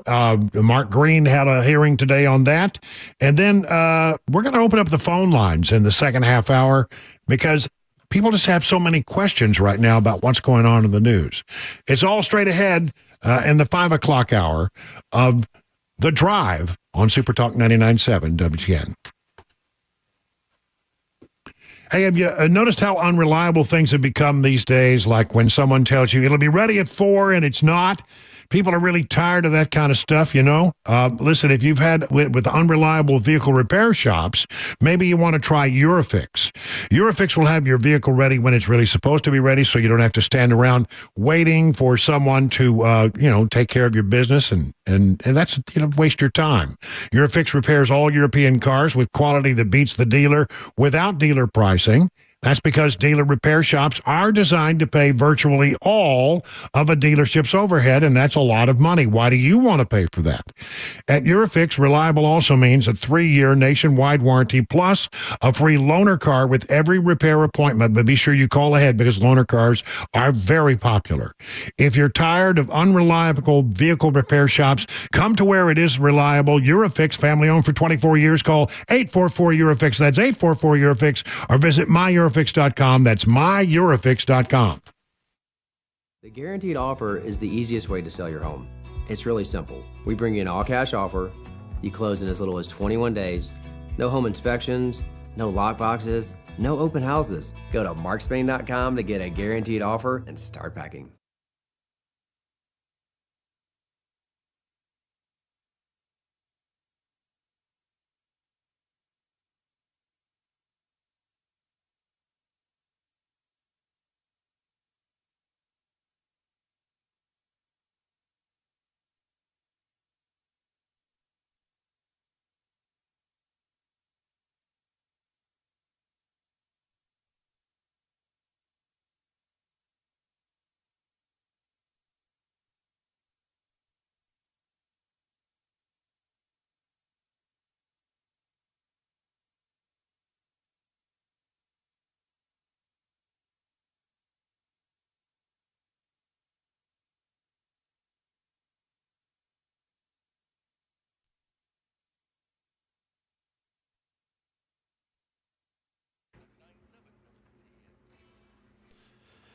Good afternoon. It's 5 p.m. I'm Jay Harper with your top stories. Mostly cloudy. There are still some showers in the Middle Tennessee area. 75 degrees on Music Row. A full forecast and the latest traffic report are on the way.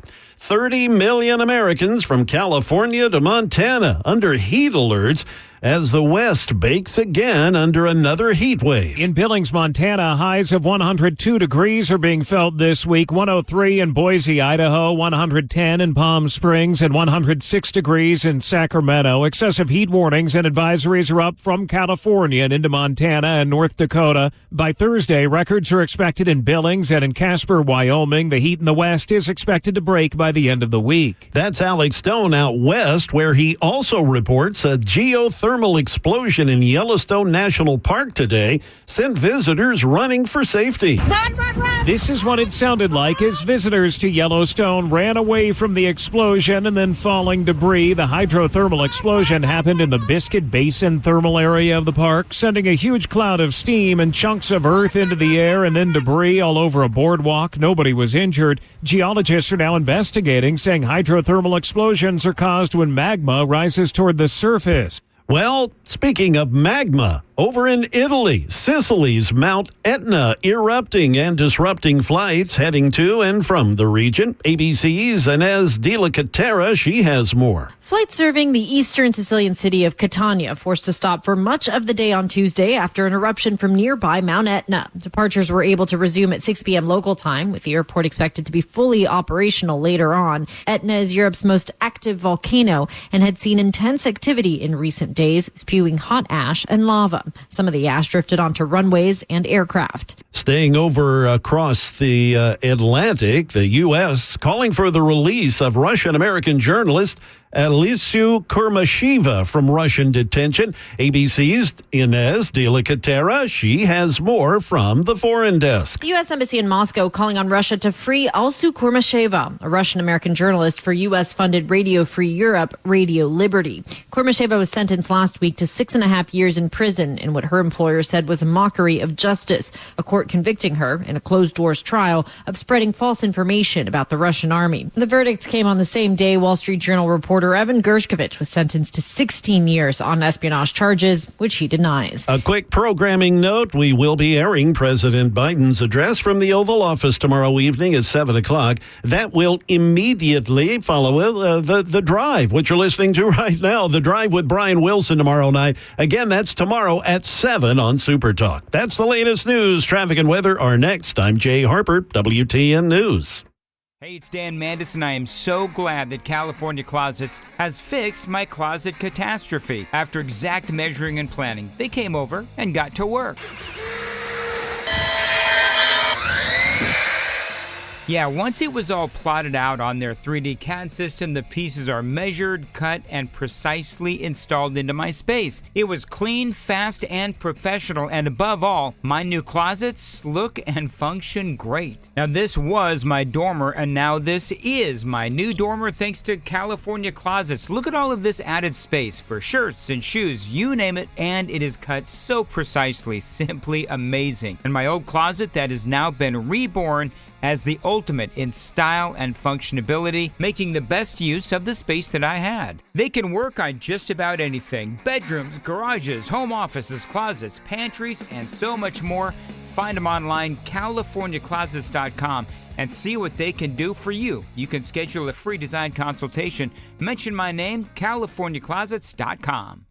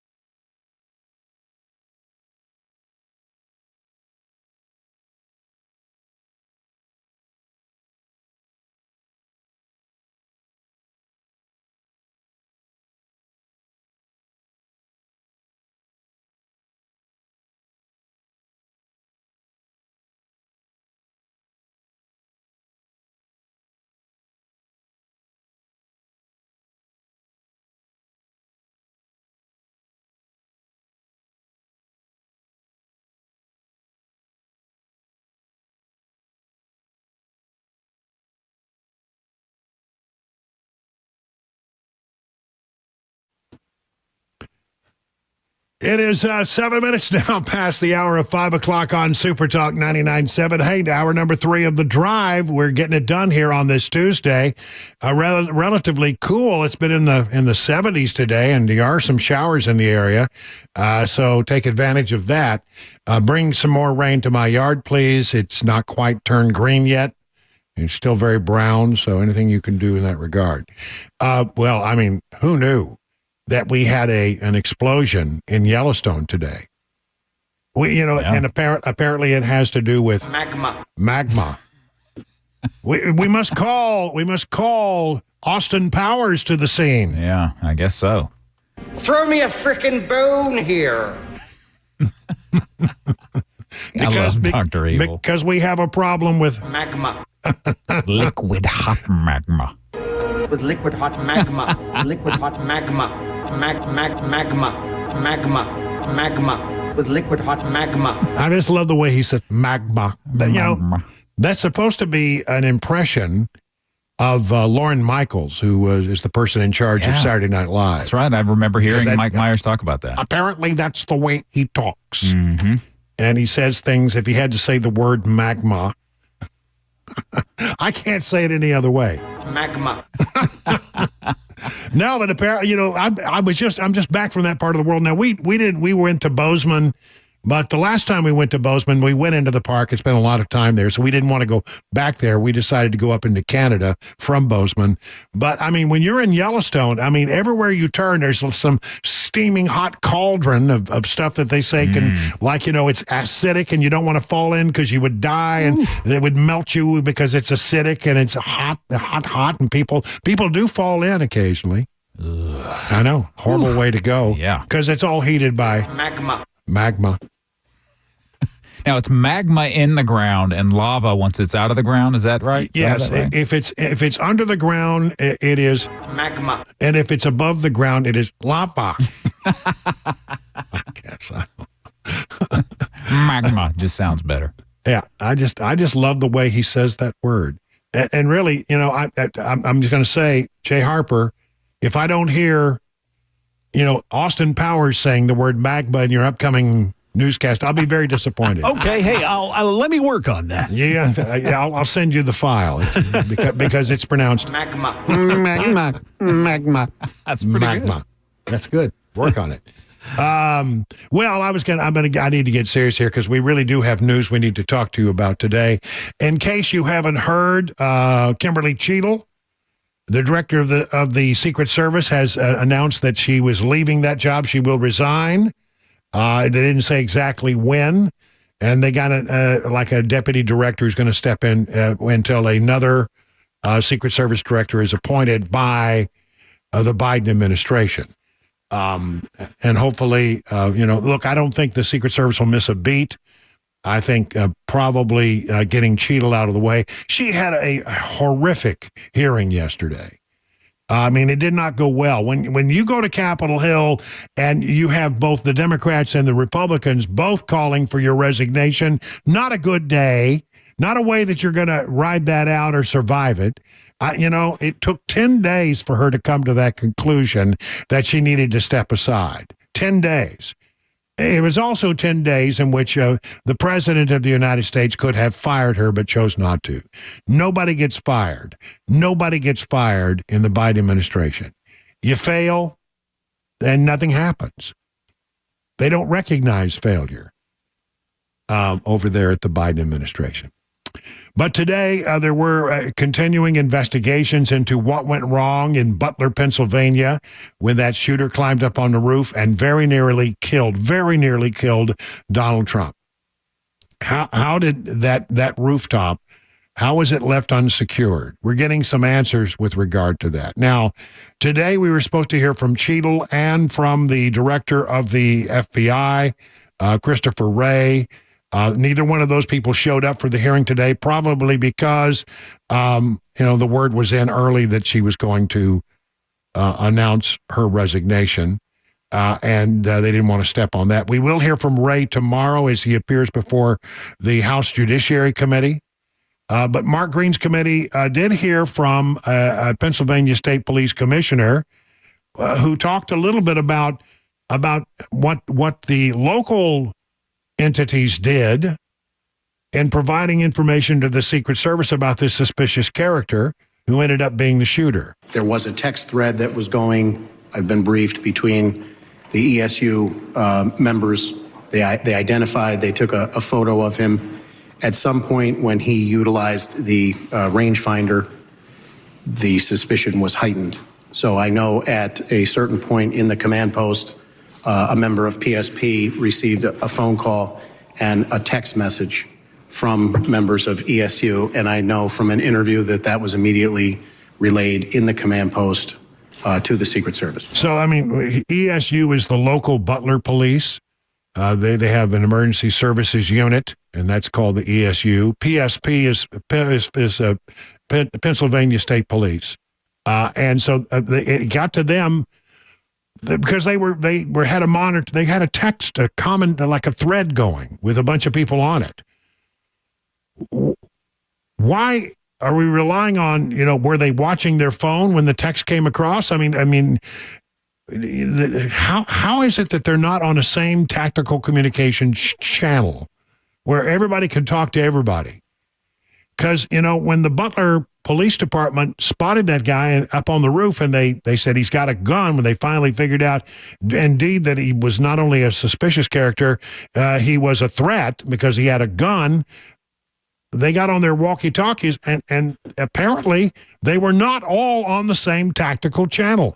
All of the communications, you had your local police, you had the state patrol, and you had the Secret Service. They're all on their own independent, siloed channels. There was no tactical channel that was shared by everyone, and that slows the process down. And so, why are we relying on text messages at a time when nanoseconds matter, right? Milliseconds matter. So I think that's one of the things that's going to come up is that when they are doing this, they're going to have to set up a tactical channel that all parties can use so that, what the Butler Police know, what the State Patrol knows, the Secret Service knows instantly, because seconds count in these situations.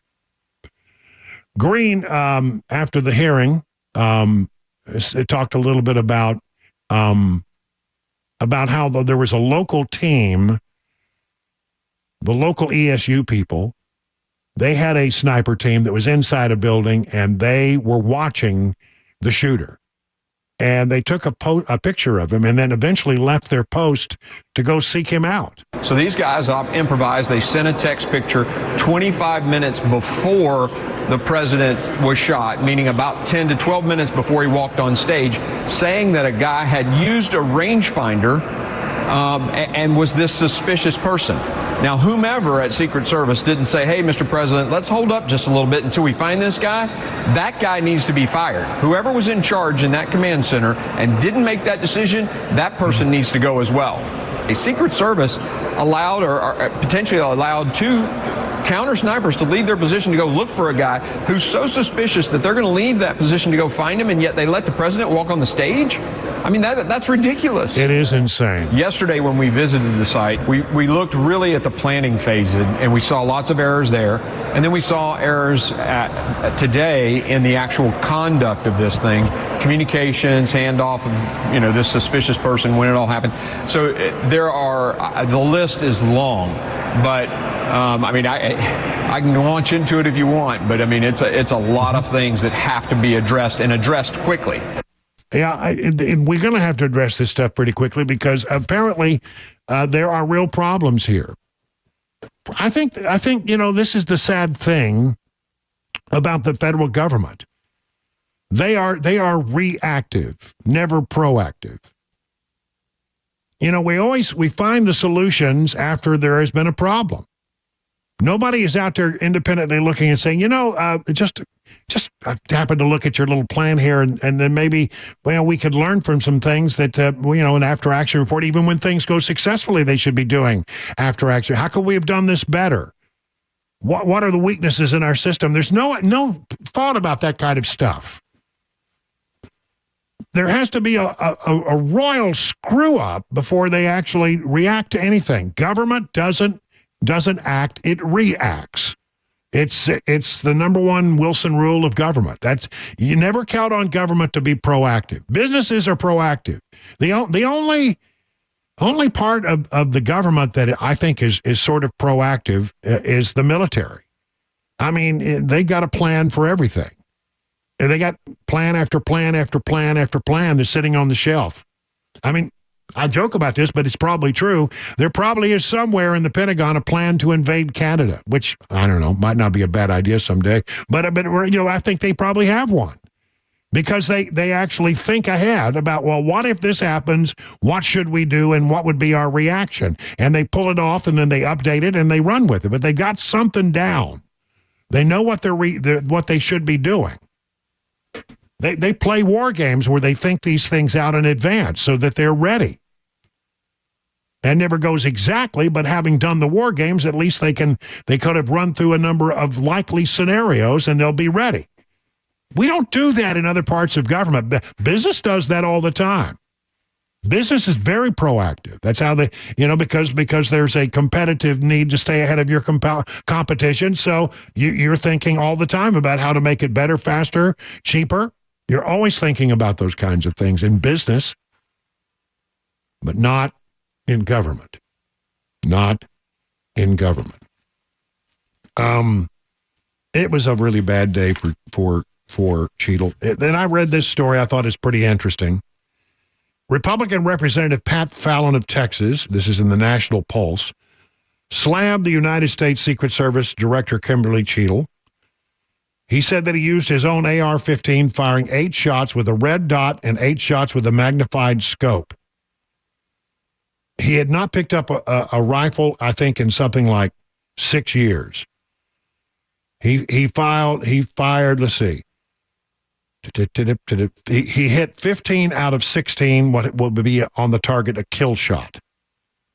From that distance, the same distance that the shooter used. He hadn't used a rifle in a number of years, but yet he was able to do this.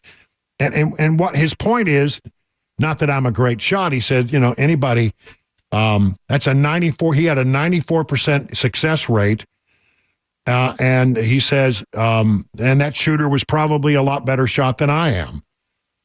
It's a miracle President Trump wasn't killed. We came so close. I mean, you can't come any closer than Trump came.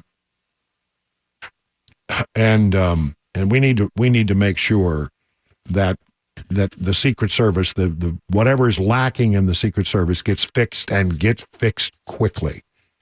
20 minutes now past the hour of 5 o'clock. The guaranteed offer is the easiest way to sell your home. It's really simple. We bring you an all-cash offer. You close in as little as 21 days. No home inspections, no lockboxes, no open houses. Go to markspain.com to get a guaranteed offer and start packing.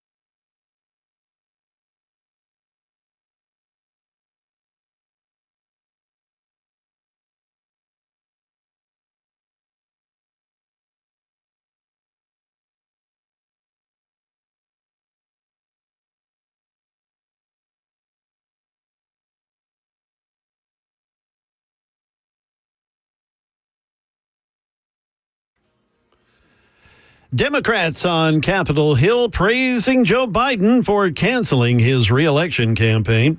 Delta Airlines now being investigated over its continued failings after last week's IT snafu. And a Tennessee congressman, he's out to impeach the vice president. We'll have those stories at 5:30 on Super Talk 99.7 WTN. Hey, Jay Harper, have you seen the video of that explosion in Yellowstone? Well, I was seeing Chris Webber had it up on his screen, and of course I can see it through the glass. So to answer your question, yes. Well, it all has to do, of course, with an eruption of magma in Yellowstone. And yes. Chris, have you got that sound ready? Yeah, I haven't had a chance to do any editing to it yet. We can't play it because, as you might imagine, if you're walking up the boardwalk and the thing explodes in front of you, you might utter a curse word or two. Yeah, which we can't. Scary. We have to bleep those out. But I mean, it's a hell of an explosion. Yes, it is. I mean, it would have been very scary to just be walking along this, and they do have these boardwalks where you can walk right out over these areas, and you can see the burbling hot water and the steam, and it's everywhere. I mean, it's all throughout the park. It's just like one steaming cauldron. The Yellowstone Park is. But imagine you're just out with your family. Maybe you're on a tour bus. Maybe you just got unloaded from the station wagon or the minivan, and you're taking a walk out there on that boardwalk to look at the hot water and the burbling mud. And all of a sudden, there is one hell of an explosion, and it goes. I'd say maybe 100 feet in the air. Oh, easily. Easily 100 feet in the air. Yeah, and they're all saying, "Run!" And then first they say a word or two that we can't say on the radio, and then they say "run." So really, that's quite impressive. magma Is something that you should be very respectful of. All right. So I was going to talk a little bit here in the moment or two I have about some economic news, because there is a little bit of interesting stuff.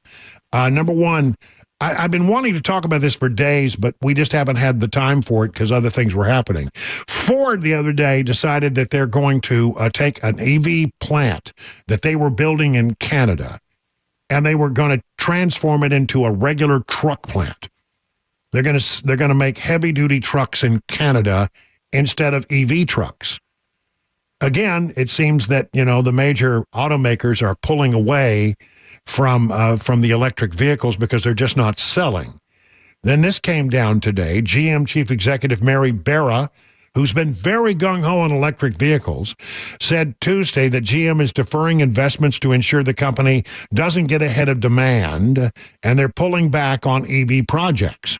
She added that GM will be rolling out several new electric models in the coming months because they are an area of growth for us, but they are also not going to be going as gung-ho toward the electric vehicle as they might otherwise be. Last week, Ford Motor Company said it was expanding an existing factory in Ontario to make combustion engine pickup trucks after moving away from plans to build an electric SUV at that facility. As far as we know, the Blue Oval City, I asked the governor last time we had a chance to chat with him about Blue Oval City, and he said they were still gung-ho on doing whatever they're doing there with no changes. Blue Oval City, they say, as it is still a go. June home sales slump, pointing to a buyer's market as supply increases. So if you're looking to buy a home, sales of previously owned homes dropped 5.4% in June compared with May. Now, they say some of that is it's been hot and people don't go out looking at homes when it's hot.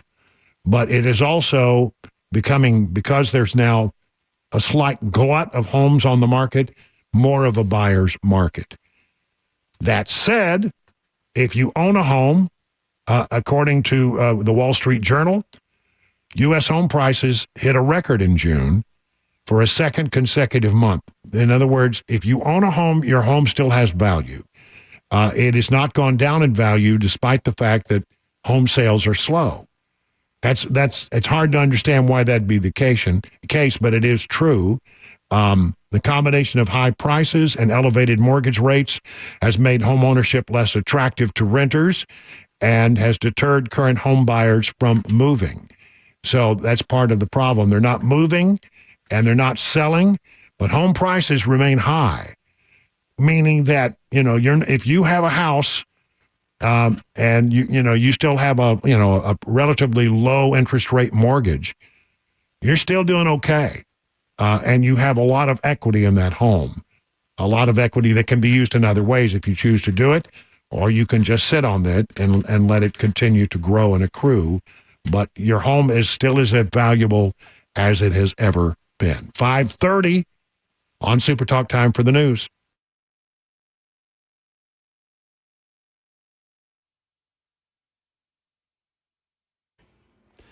Good afternoon. It's 5:30, and I'm Jay Harper with your top stories. Clouds, 75 degrees now. The latest traffic report and a weather forecast in just a few minutes. A difficult choice. That's what Senate Majority Leader Chuck Schumer said today as he lauded President Biden's decision to step aside.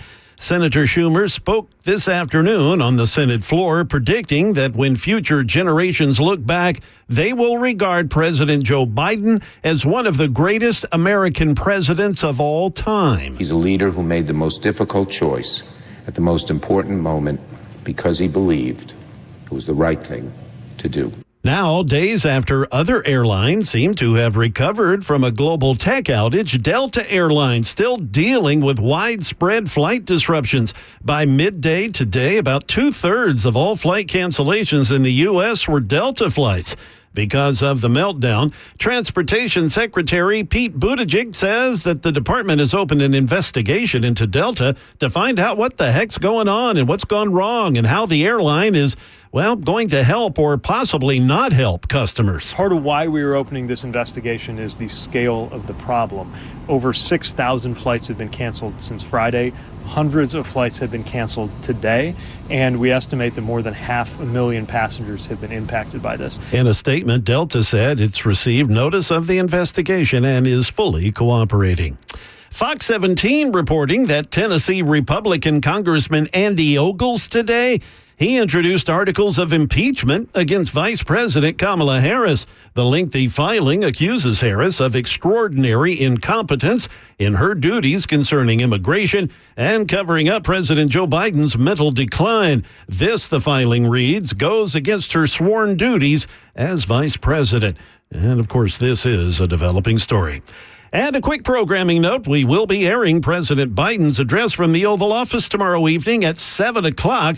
That will immediately follow The Drive with Brian Wilson. Again, that's tomorrow at 7 on Super Talk. That is the latest news. Traffic and weather are next. I'm Jay Harper, WTN News.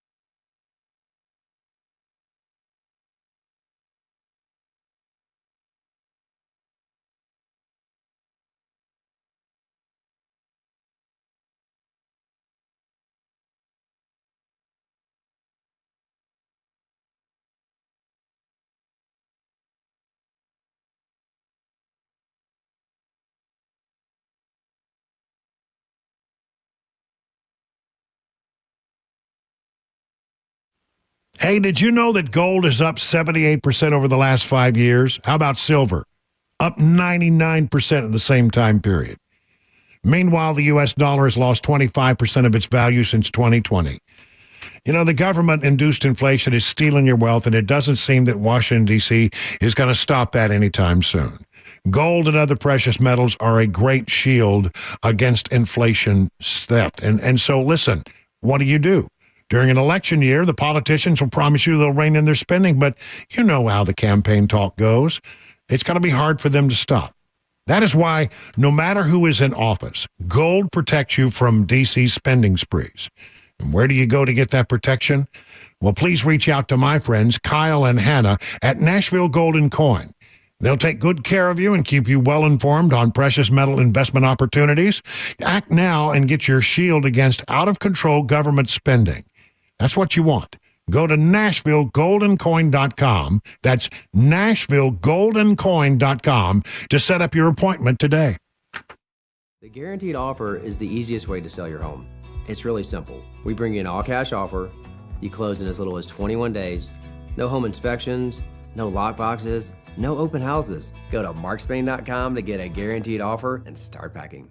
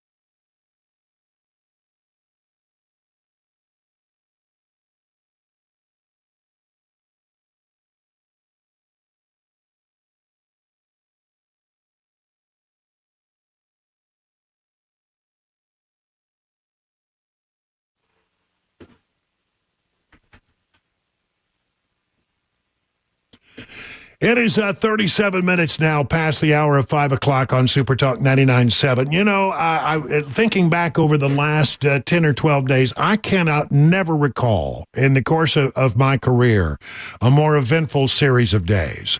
And because there's so much that is roiling around in the news, you know, we got the follow-on investigation into the assassination attempt. We have the president stepping aside after calls for him to do so. He's got a big speech tomorrow night. Nobody really knows exactly what he's going to say. What's that all about? And then you got Kamala Harris then now emerging as the nominee for the Democrats. I guess a lot of people, when I talk to them, they have questions and they're confused or they want to know. And look, I'm not sure I'm the answer guy for everything, but I do have a little bit of background and experience where I can maybe answer a few questions. Or maybe you just want to get something off your chest. Think of this like, you know, a Phone Your Farb Friday, except that it's Tuesday, all right?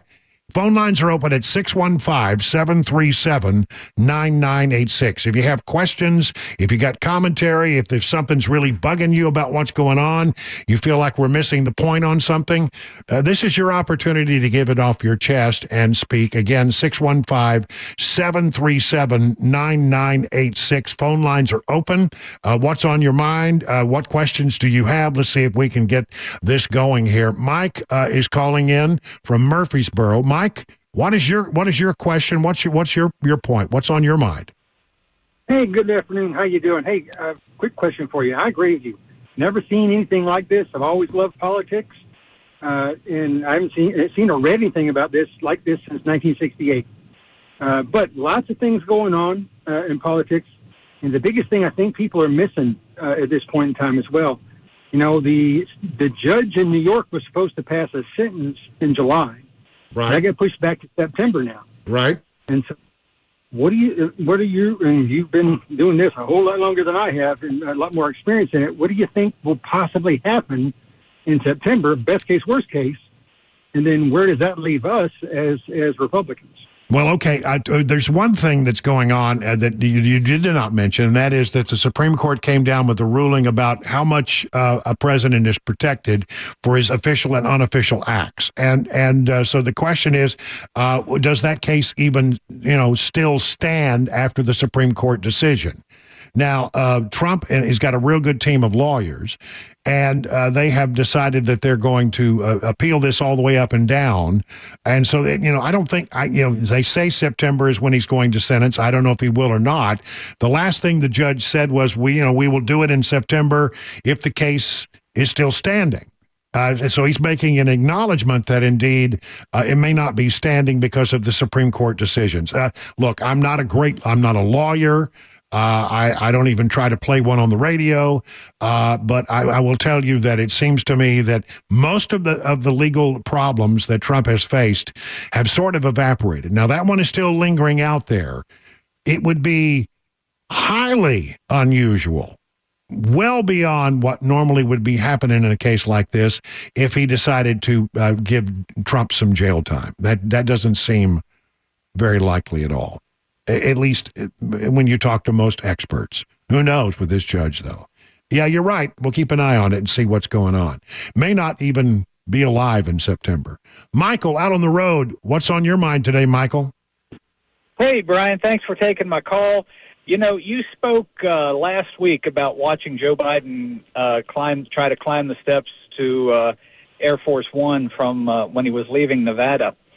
And apparently, and this, I've not seen anybody else report on this, but I did find it online that the Secret Service actually contacted a level 1 trauma center in Nevada and said that they were bringing the president in. And they had folks on standby. Everything was set up and ready to receive the president. And then they called and said, no, we're going to take him home after all. And I'm going to stop you there because I have seen that report and I've not seen it verified anywhere. But I have seen that report. I mean, listen, I got on the internet this morning, was looking through Facebook, looking through X, and looking on social media, and there is just, there's stuff out there that really raises concern. Now, I'll tell you what, why that sounds somewhat credible to me is that he looked horrible getting on the plane. He had to be lifted into the car when he got to Delaware. And then there's the report from the reporters that were on board Air Force One. There's always a small group that travel with the president, and I've done some of that. And there was this report that the plane flew from Nevada to Delaware in like record time. I mean, that plane was moving fast. They said moving so fast that the whole aircraft was shaking. Why were they in such a hurry? Why were they in such a hurry? They don't normally move at quite that speed. I don't know. I haven't seen anything credible about it, but I think it's entirely possible that some people say, well, maybe he had a TIA, which is something that would scare you to death, but they usually clears and with no damage, permanent damage done. Was there a TIA? Did it clear? Did they immediately, that's the theory that goes along with that report. But again, I just want to say, I've seen it. I can't confirm it. And nobody, believe me, when I say this, I've worked for major news organizations. When these rumors pop up, reporters work hard to try to confirm that stuff. Because sometimes these rumors are just rumors, and sometimes they're valid, and you never know which is which. So you try to run it down, and when you don't see a second story on it, then you begin to wonder whether there's any likelihood of this being true. So I don't know, but it's a great question, and certainly we look at Joe Biden, and it's easy to understand why these questions arise. Thank you for the call. Harriet in Lebanon, you're on with Brian on the Drive. What's on your mind? Hi, Brian. Thank you for taking the call. I would like your opinion of something that I think President Trump would be very interested in and could get behind, but you're very wise, so I'd really appreciate your opinion. It concerns senior citizens. I'm very old. I still work 40 hours a week. I had 48 hours in last week, and I pay so much taxes because they tax my Social Security. Mm-hmm. I'm wondering why we don't raise the income level for us old stinkers so we could still work. I think we're America's best kept secret. Well, I think that's a good idea. I mean, he did say that he's not going to, he's going to try to pass a law that would allow tips not to be taxed. And that would be correct. Cool. That's what kind of gave you the idea. That's what gave you the idea. Well, I think it's a great idea. I'm being penalized for working. I know. It's not right. And you earned that retirement.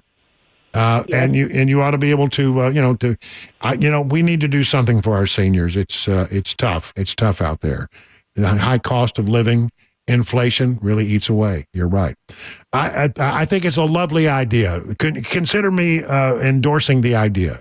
I don't know how far it'll get you. I hope the listeners will get involved and our people that you have on the radio can get behind it. And I think Mr. Trump will too. All right, Harriet. Thank you for taking my call, sir. Keep on trucking. Keep your nose to the grindstone. Keep on cranking out there. Let's see. Nancy in Hermitage, you're up next on the Drive. What do you say, Nancy? Oh, Lord, I got a lot to say. I agree with the lady before me about Social Security. I feel like if Trump would come out and support and say that Social Security is senior Social Security, because there's a lot of young people that get Social Security.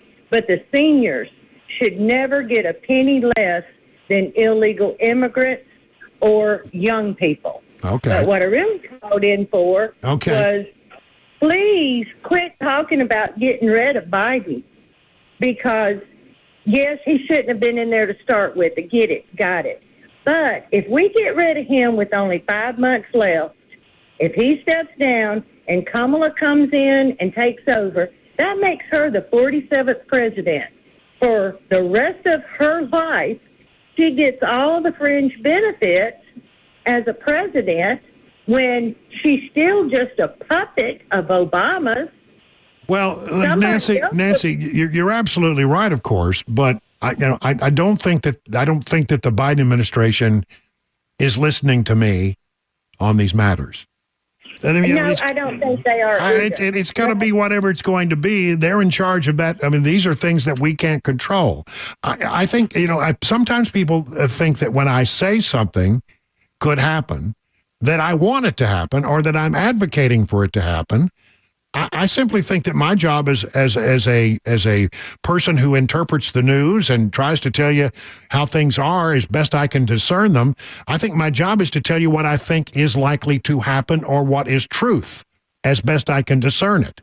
That doesn't mean I endorse the idea, doesn't mean that I support the idea. It simply means that it seems like this is something that could happen, and my experience teaches me, watch out for this. So, I as much as I appreciate the fact that you think that they're listening to me, they don't pay attention to a word I say. Now, I might have a little more sway with some Republicans, but the Democrats, they largely ignore anything I have to say. Thank you for the call, Nancy. I appreciate it. Let's see. I got time for one more. Larry in Clarksville. Larry, hello. You're on with Brian on the Drive. Good afternoon, Brian. Thanks for taking my call. And what's up? Listen, I did those war games for 6 years, and we had backup plans for our backup plans for our backup plans. Right. And also about the flight back to Washington. Well, it was back to Delaware, actually, but yeah. To Delaware. Since you've flown Air Force One, you know that jet has modified engines, and it can do a whole lot of things. Right. But my question to you is, do you think Kimberly Cheadle should be investigated? And then would you for 1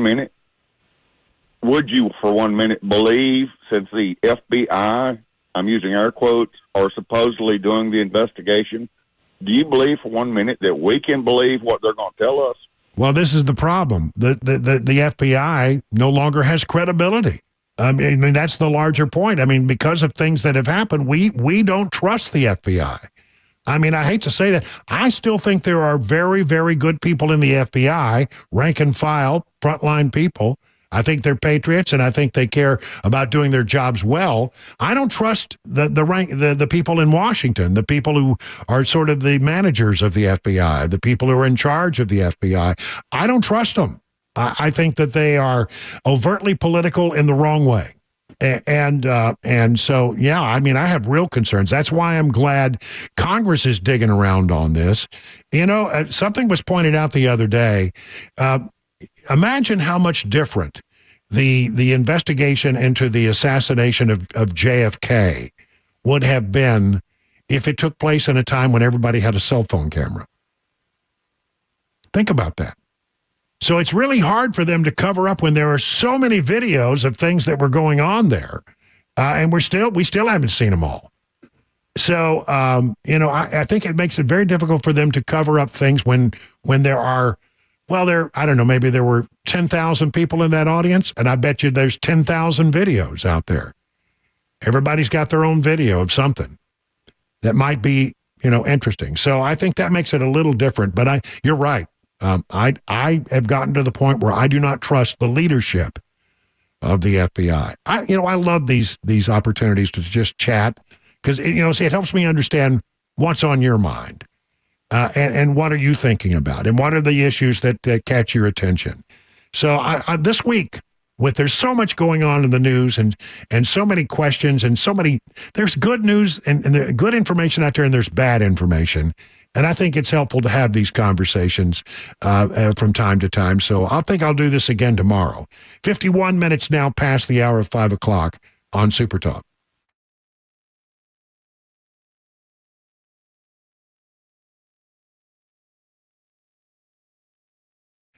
You know, buying a diamond if you're not properly educated is hard. If you're not careful, you can overpay big time. Small variations in a diamond's quality specs can make a huge difference in its value. And if you don't know, you don't know. That's why I always recommend Genesis Diamonds. Genesis Diamonds education is second to none. They will teach you the secrets of the industry. They will explain how diamonds are priced on the world market. Their non-commission experts will make you a savvy buyer even if you decide to shop somewhere else. These days, that's so important, especially if you're considering buying a lab-grown diamond. Let Genesis reveal the truth behind this recent trend and show you all the info on how lab-growns are being overpriced in so many places. Do not pay too much. Bottom line, Genesis is your source for the best information as well as the best value for both natural and lab-grown diamonds. So whether you're buying a diamond for the first time or upgrading to a large, rare, investment-grade diamond, Genesis will make sure that you don't make a mistake. Genesis Diamonds, where the focus is always on honesty, transparency, education, quality, and value. Don't buy a diamond until you learn the ins and outs from Genesis. 2 locations, Green Hills and Cool Springs. Hey, what's up, guys? This is Matt Murphy for Members Nutrition. I want to tell you about the Members Nutrition difference, and I want to encourage you to go over to the Members Nutrition website. Number one, they believe at Members Nutrition that they can sell vitamins and supplements at a lower cost point, and they're doing it every single day at membersnutrition.com. Number two, they want to make these products right here in the United States of America, not from some overseas company, and they do that every single day. I encourage you to go to membersnutrition.com. You'll get 50% off your purchase price at checkout. You don't have to put in any codes. Just go to membersnutrition.com. Once again, membersnutrition.com.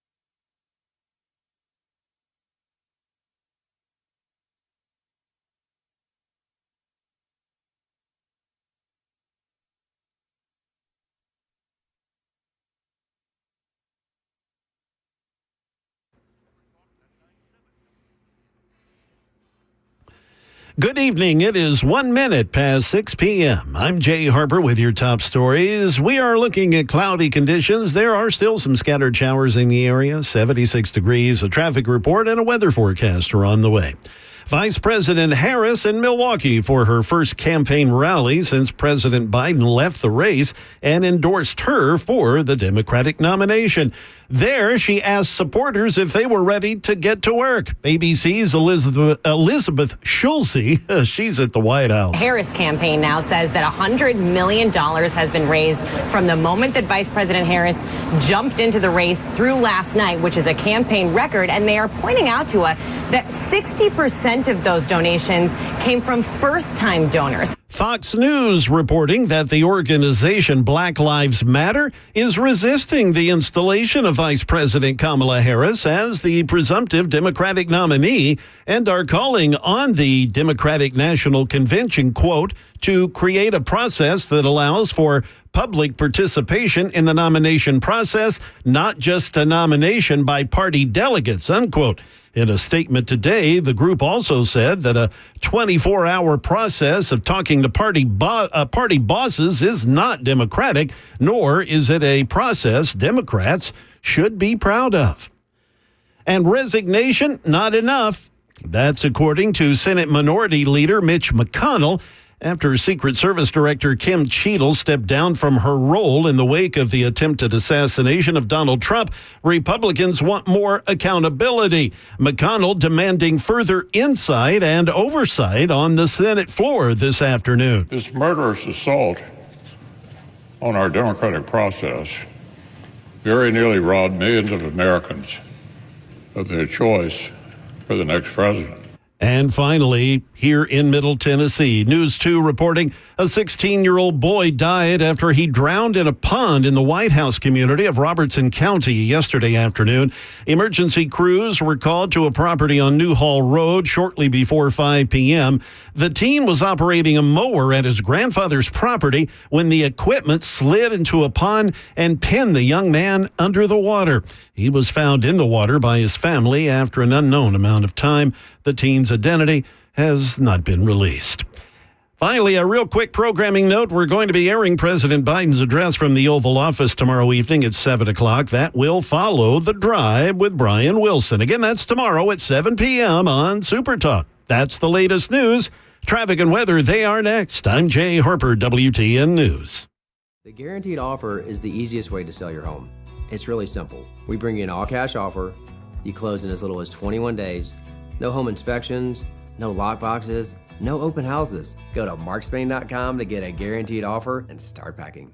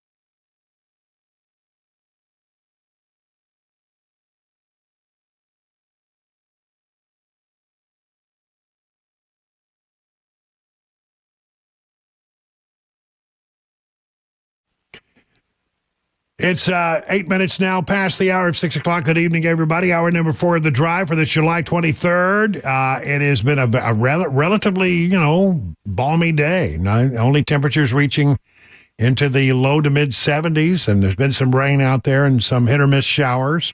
I hope that your yard got rained on. So I'm telling you, your yard probably looks like my yard right now. Needs some rain.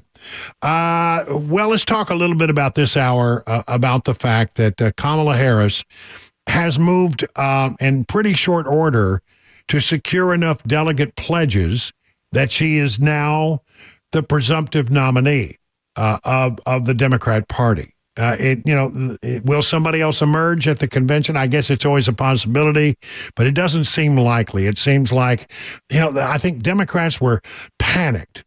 I think it's, please, what are we going to do? We got Joe Biden. He's stepping aside. Okay, we'll take Kamala. Yeah, please take Kamala. Whatever's easy. Let's just anybody but Joe. They may come to resent that. I'm sorry, not resent. That's the word I'm looking. They may come to really to think that was a bad decision before it's all said and done. They may want to rethink that. But today Kamala was basically telling the Democrat supporters in her rally that she's going to be it. So, Wisconsin, I am told as of this morning that we have earned the support of enough delegates to secure the Democratic nomination.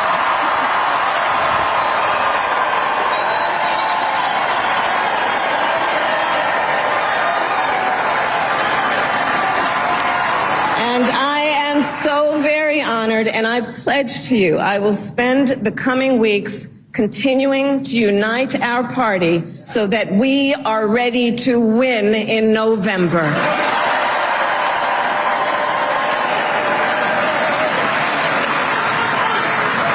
So, friends, we have 105 days until Election Day. And that means the Republicans have 105 days till Election Day to, sort of knock her off her pedestal. I mean, look, when you become the nominee, you get a day of grace. The story is always about, look, she became the nominee, and that becomes the major story. But very quickly it turns into, looking at her record more closely. As they say, there's probably no better day than the day that you become the nominee. But every day after that, it gets a little worse. And look, so she's fresh, she's new. And Democrats are very excited because it's not Biden. I don't think that they're particularly excited about Kamala, but they are excited that if somebody is going to be put up other than Joe Biden. So there's that. She got the endorsement, though it didn't really matter, of the key leaders of Congress. Democrats are moving forward stronger and more united than ever before.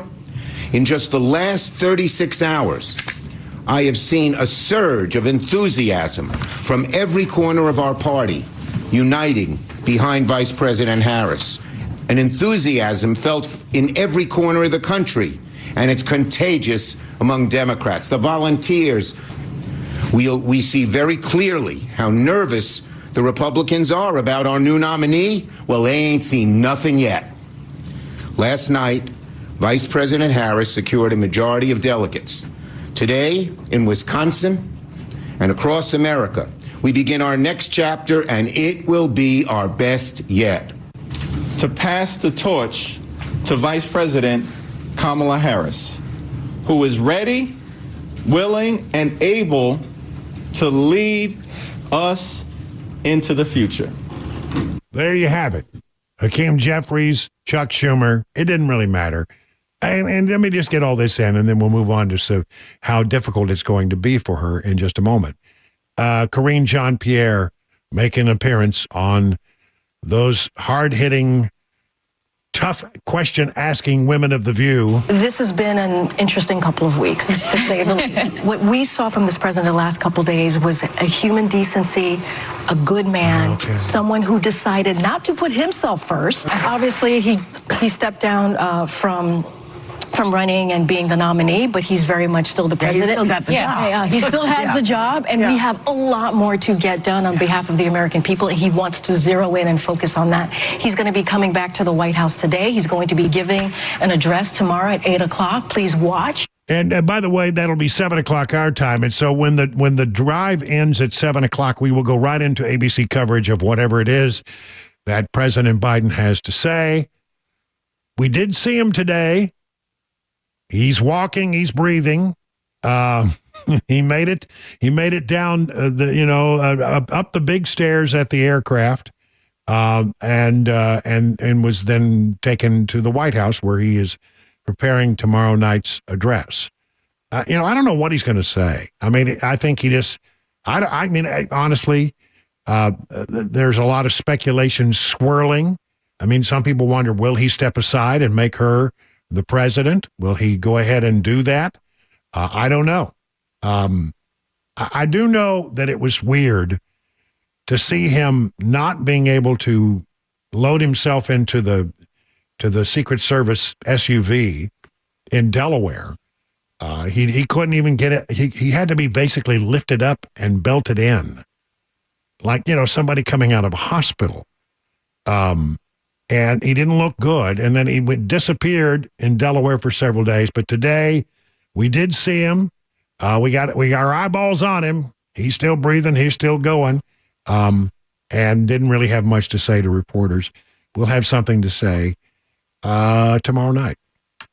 But it's not going to be a cakewalk for them. It's simply not going to be a cakewalk. I mean, Tulsi Gabbard completely destroyed Kamala Harris in a debate. If you remember, Kamala Harris never even made it, to the first round. She washed out very early. Became very clear that she didn't have what it took to be a national candidate. And Tulsi Gabbard just destroyed her in one of the Democrat primary debates. I want to bring the conversation back to the broken criminal justice system that is disproportionately negatively impacting black and brown people all across this country today. Now, Senator Harris says she's proud of her record as a prosecutor and that she'll be a prosecutor president, but I'm deeply concerned about this record. There are too many examples to cite, but she put over 1,500 people in jail for marijuana violations and then laughed about it when she was asked if she ever smoked marijuana. She blocked evidence. She blocked evidence that would have freed an innocent man from death row until the courts forced her to do so. She kept people in prison beyond their sentences to use them as cheap labor for the state of California. And she fought to keep cash bail system in place that impacts poor people in the worst kind of way. Thank you, Congresswoman. Senator Harris. I mean, it was pretty effective. And shortly after that, she got out of the race. Over at CNN, even Harry Enton, who chumps all the numbers for them, crunches them for them, and does all of their analysis. I think he's pretty good, actually. I like his take on things. He says that the problem right now is that when you look at popularity, not the ratings, not the polls, but popularity polls, how do you want your favorability ratings? She says that Trump is more popular than she is. Kamala Harris, it is going to be difficult to beat Donald Trump, and I want to give you an understanding of why. Let's take a look here just first at the favorable views of Donald Trump. We know that Donald Trump has historically been unpopular, but take a look now. After the Republican National Convention, in the ABC News Ipsos poll, he recorded his highest ever favorable rating at 40%. That's not a one-off. Take a look at the Quinnipiac University poll, 46%. That's the highest ever in that pollster. The fact is, Donald Trump is more popular now than he ever has been before. So yes, Democrats can make this switcheroo, but they're still going to have to beat Donald Trump, a Donald Trump who is stronger, Sarah, than he has ever been before. There you go. I mean, he came off a very good convention. There was a lot of enthusiasm. Thank goodness he survived the assassination attempt. I think it focused a lot of people on the Republican convention. They watched him. They liked what they said, and I think his numbers are going to be strong.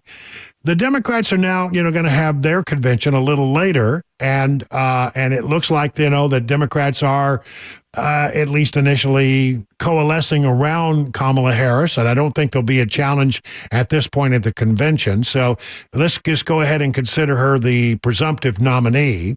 But the numbers, where are the numbers? That's where I'm like, look, the first thing I'm going to tell you is don't really look at numbers too seriously for a couple of weeks. It'll take things, there's been a lot of reverberations in the news, take a little while for things to settle down, to find out where people are. But I'll give you what we got so far. It's a mixed bag. New NPR PBS poll out today says in a two-way matchup, Trump versus Harris, Trump wins by 1. In the five-way matchup, which involves Kennedy, Stein, and West, it's a tie. Yahoo News says a direct match right now would be that would be a tie. If you put the five-way on it, Trump wins by 2. That's interesting. Morning Consult today, they do a daily poll. Trump up by 2. Reuters Ipsos, which has traditionally leaned very hard left, has Harris by 2. Landmark Communications in the state of Georgia, a battleground state, Trump by 1. In a five-way matchup in Georgia, it's Trump by 2. So there you go. I mean, some of the polls that are out there right now. Again, don't read too much about Quinnipiac. Yesterday had a poll, five-way, Trump by 4. And the two-way matchup was Trump by 2. Forbes Harris, which has been really a good poll for Trump, has Trump winning by 6 over Harris.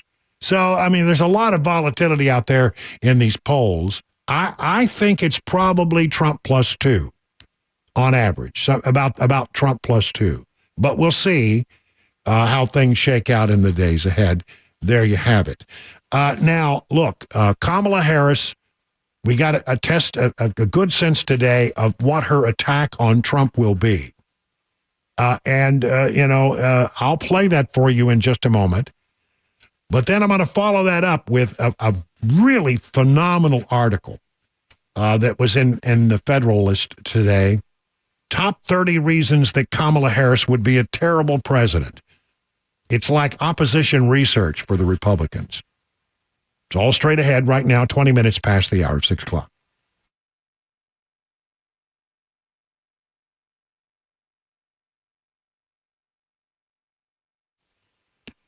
Let me tell you about Restoration Wellness and Med Spa. They want to help you achieve your weight loss goals. They are the leader in weight loss management in Wilson County, located in Lebanon. Call the team today at 615-470-8124 or visit them on their website, Restoration Wellness Med Spa, to book a consultation today. Yeah, I think you're going to like these folks. My friends Jamie and Carly will take great care of you. They really are lovely people, and they're going to treat you like you're part of the family. Be a part of the 1,000 patients who have already seen life-changing results from the weight loss management program at Restoration Wellness and Med Spa. Now, I can speak from personal experience. I am now down in my weight loss program through Restoration Wellness 25 pounds. 25 pounds. It's I got to tell you, every morning, jump out of the shower, jump on the scale, and it's always good news. I'm a little lighter each and every day. I love that. It adds up over time. And I got to tell you, it's been painless. It's been an easy process. It's been no problem at all, and I'm never hungry. Listen, well, whether your goal is to lose stubborn body fat or improve your overall health, Restoration Wellness has a solution for you. Find out more by going to the website, restorationwellnessmedspa.com. Hey, it's Dan Mandis, and I am so glad that California Closets has fixed my closet catastrophe. After exact measuring and planning, they came over and got to work. Yeah, once it was all plotted out on their 3D CAD system, the pieces are measured, cut, and precisely installed into my space. It was clean, fast, and professional, and above all, my new closets look and function great. Now, this was my dormer, and now this is my new dormer thanks to California Closets. Look at all of this added space for shirts and shoes, you name it, and it is cut so precisely, simply amazing. And my old closet that has now been reborn as the ultimate in style and functionability, making the best use of the space that I had. They can work on just about anything: bedrooms, garages, home offices, closets, pantries, and so much more. Find them online, CaliforniaClosets.com, and see what they can do for you. You can schedule a free design consultation. Mention my name, CaliforniaClosets.com.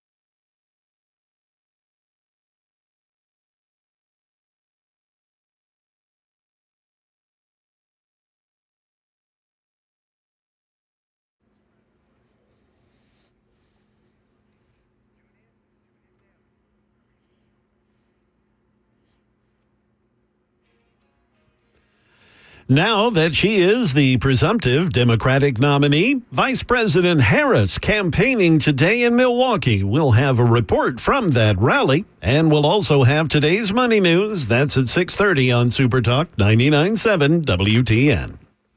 25 minutes now past the hour of 6 o'clock. So Kamala Harris, apparently the presumptive nominee of the Democrats. The transition is complete, at least in that regard. And she was in, Wisconsin today, and she had some things to say about Donald Trump. A preview of the argument that she will make. Now, you know she was a former prosecutor. She wants you to know that's what she did before she got into politics. I took on perpetrators of all kinds. Predators who abused women, fraudsters who ripped off consumers, cheaters who broke the rules for their own gain. So hear me when I say, I know Donald Trump's type.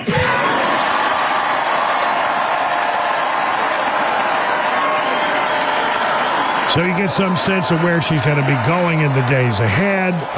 But, you know, it's not going to be a cakewalk because she's got a lot of stuff that is pretty easy to throw rocks at.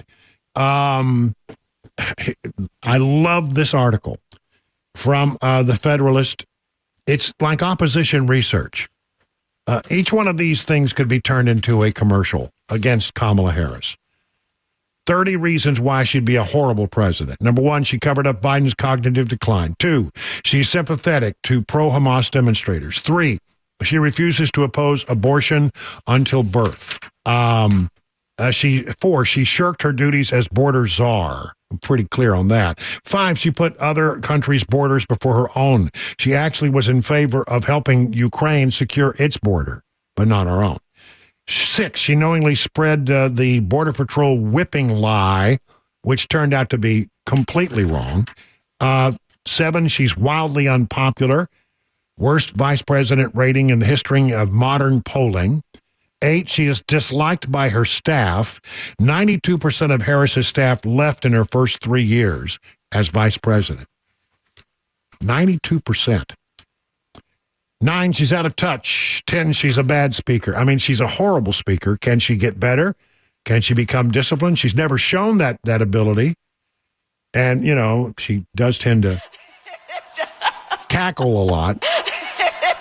But if she is smart, she'll stop cackling and she'll read the scripts that are the text of the speeches that are given, and she'll just, it's not ad lib. If she's disciplined, she can be better. 11, she praised the persecution of life-saving pregnancy centers. 12, she supported bailing out 2020 rioters. At 13, she dodges questions about defunding police. 14, she may have plagiarized her go-to childhood story. This is a little long to tell, but she tells a story about asking for freedom from her strollers at a civil rights march when she was just a baby. That supposed childhood memory, however, suspiciously resembles one that the Reverend Martin Luther King Jr. told in 1965. 15, she supports race-based wealth redistribution. She's a gun grabber, number 16. She wants to raise taxes, 17. She wants to ban fracking, 18. 19, she voted against protections for born-alive babies. 20, she wants to strip Americans of their health insurance, eliminate all private insurance. That's what she wants. 21, she wants taxpayer-funded health care for illegal border crossers. Number 22, she profoundly enabled the Jussie Smollett race hoax. I mean, she was all in favor of protecting Jussie even after he was found guilty. 23, she socializes with notorious anti-Semites like the Reverend Al Sharpton. 24, she demanded Twitter deplatform Trump. 25, she sponsored legislation that would codify abortions through all 9 months. 26, she compared border security to the KKK. She asked the acting director of Immigration and Customs Systems if he saw any parallels between the KKK and his agency. 27, she's totally into AOC's socialism, calls the freshman legislator fantastic, praised her for challenging the status quo. 28, she is openly anti-Catholic. 29, and this is true, she aided the character assassination of Brett Kavanaugh as a member of the Senate Judiciary Committee. And then number 30, she prosecuted journalists for doing their jobs. It's a sort of complicated story, but it has to do with 2 journalists by the name of David DeLayden and Sandra Merritt, who exposed Planned Parenthood for trafficking the body parts of aborted babies. It's going to be an ugly story, and it takes a little time to tell. Perhaps I'll take that up at another time in greater detail, because that's a good one. 30 reasons why Kamala Harris would be a terrible president. And it is now 30 minutes past the hour of 6 o'clock.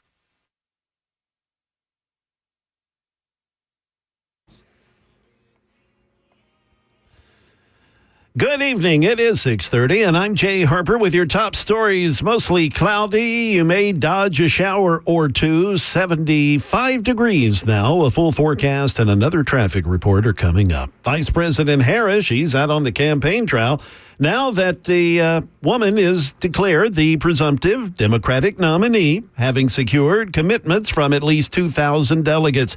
ABC's Karen Travers, she has more from the Harris rally that took place today in Milwaukee. Vice President Kamala Harris on the campaign trail in Battleground, Wisconsin, her first rally since President Biden announced he was no longer running for re-election. And now, Wisconsin, the baton is in our hands. Harris telling the fired-up crowd she's honored to have earned the support of enough delegates to secure the Democratic nomination. I pledge to you I will spend the coming weeks continuing to unite our party so that we are ready to win in November.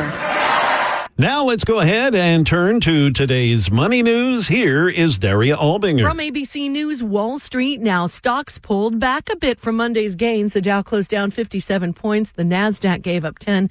And the S&P called it a day off 9. There were a lot of earnings after the bell, including Alphabet, the parent company of Google, and Texas Instruments, both of which reported numbers that beat analysts' expectations.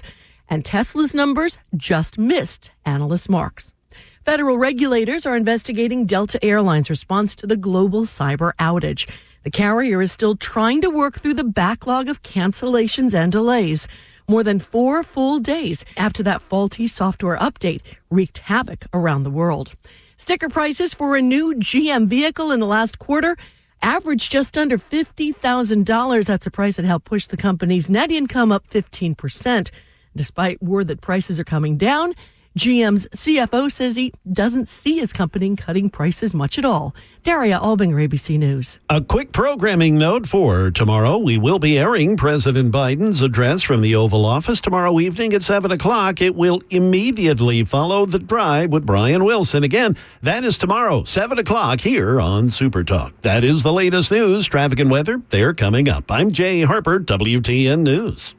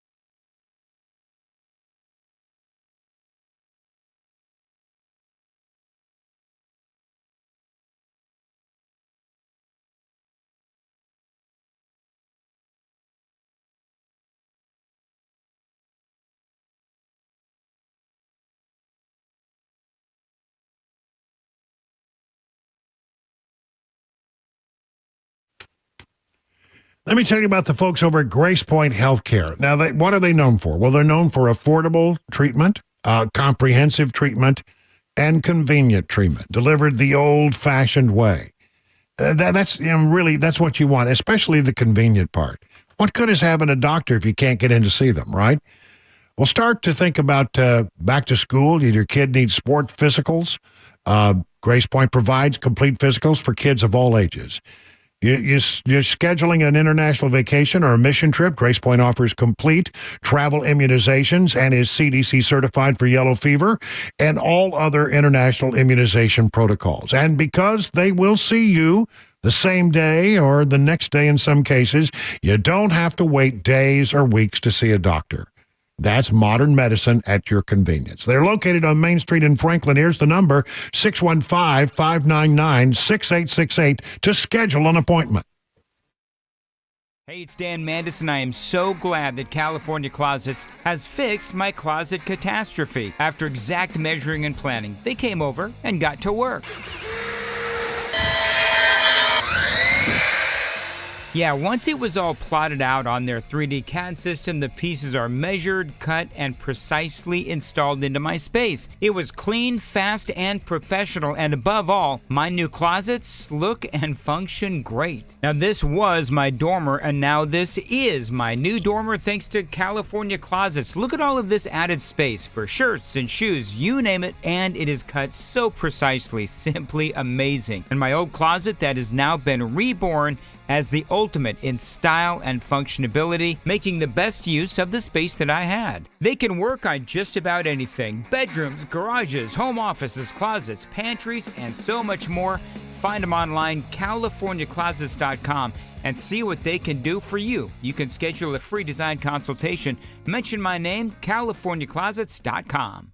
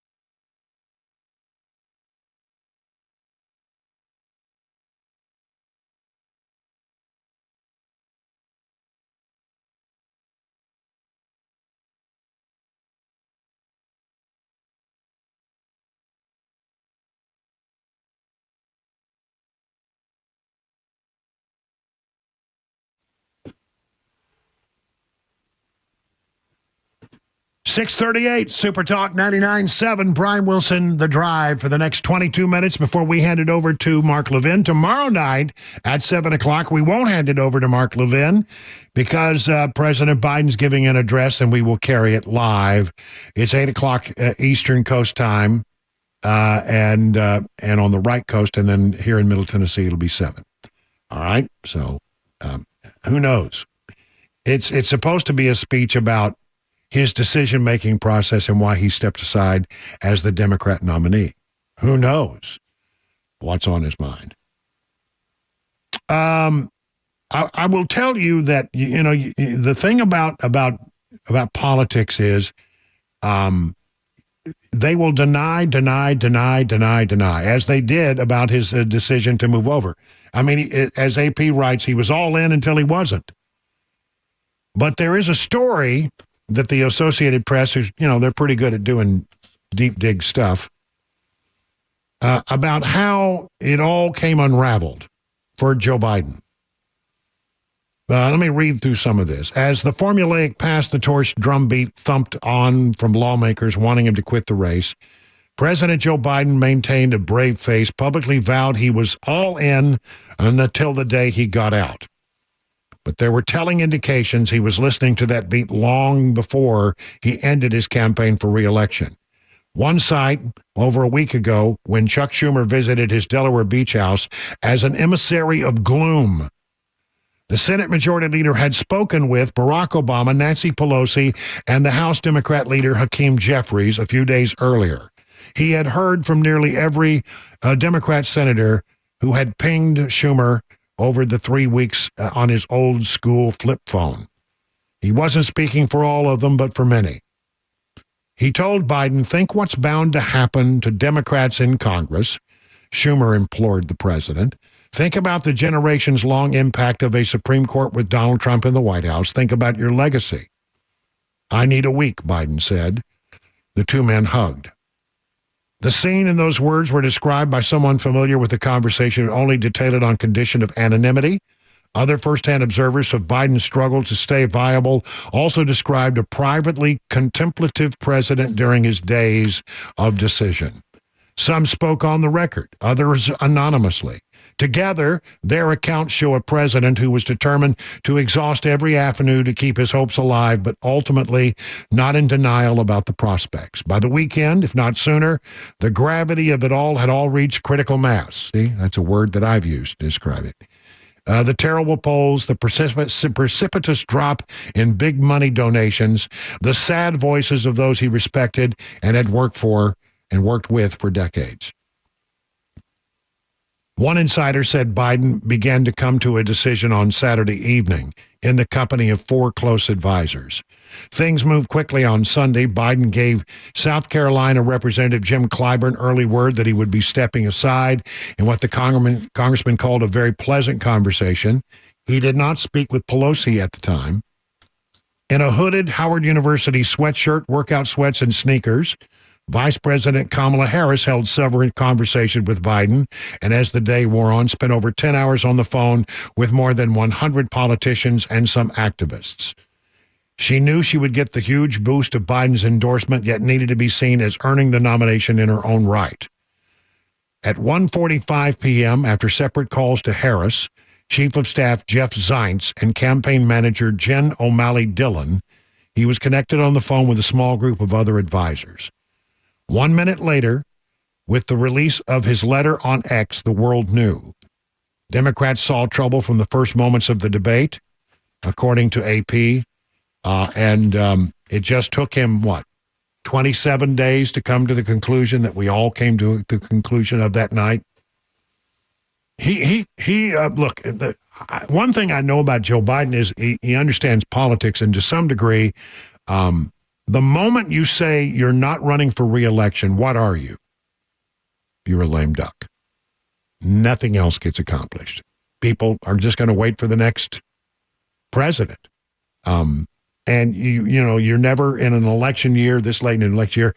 Seriously, he's gonna if he comes on tomorrow night and he says, things like, hey, we still have a lot of work to do in the last months of my administration, and I will be working hard to forget that nonsense.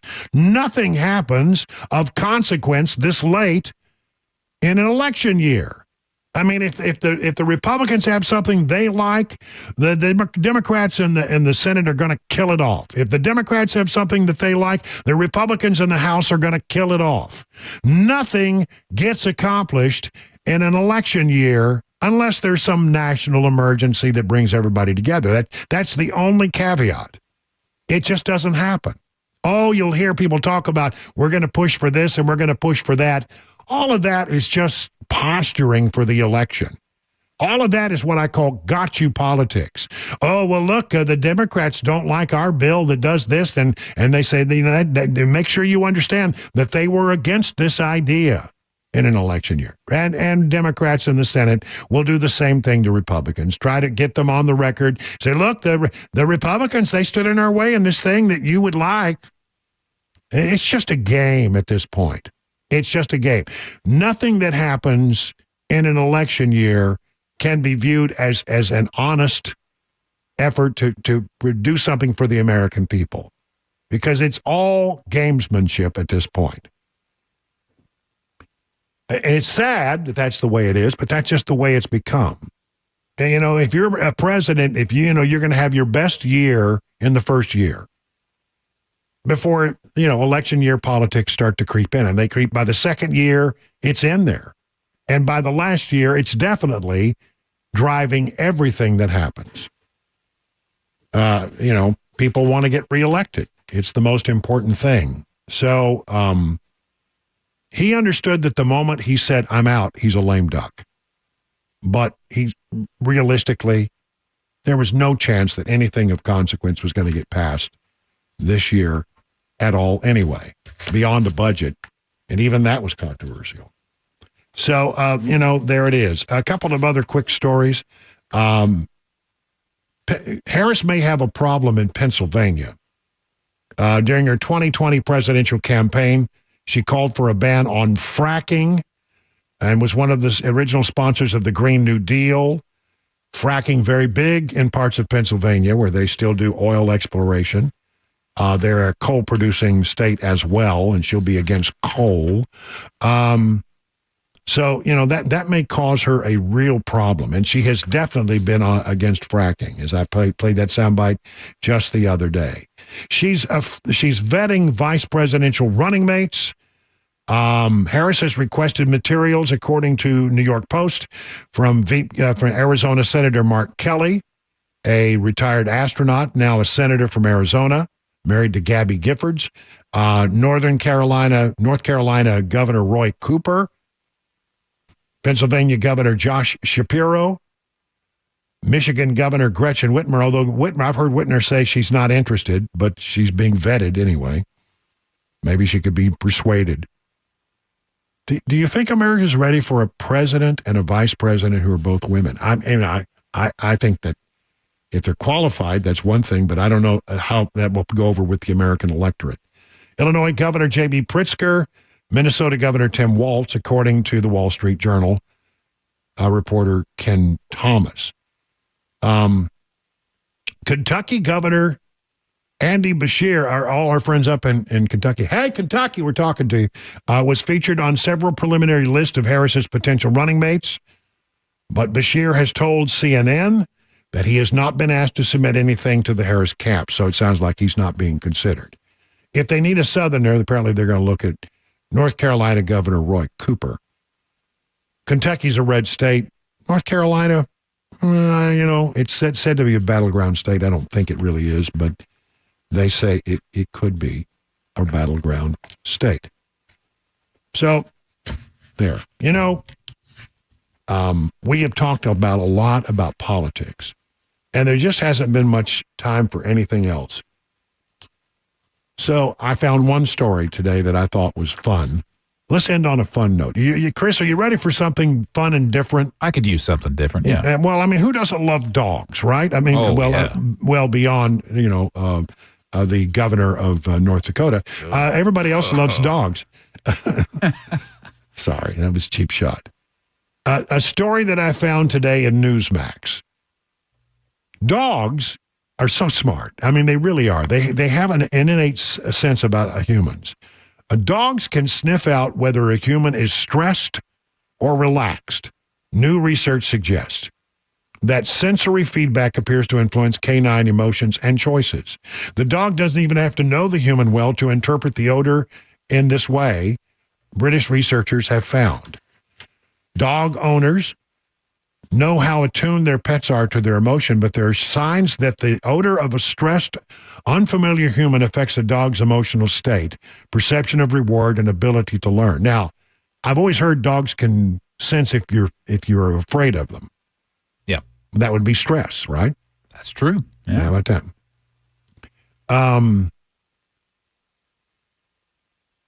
Here it is. Working dog handlers often describe stress traveling down the lead, but we've shown it can travel through the air.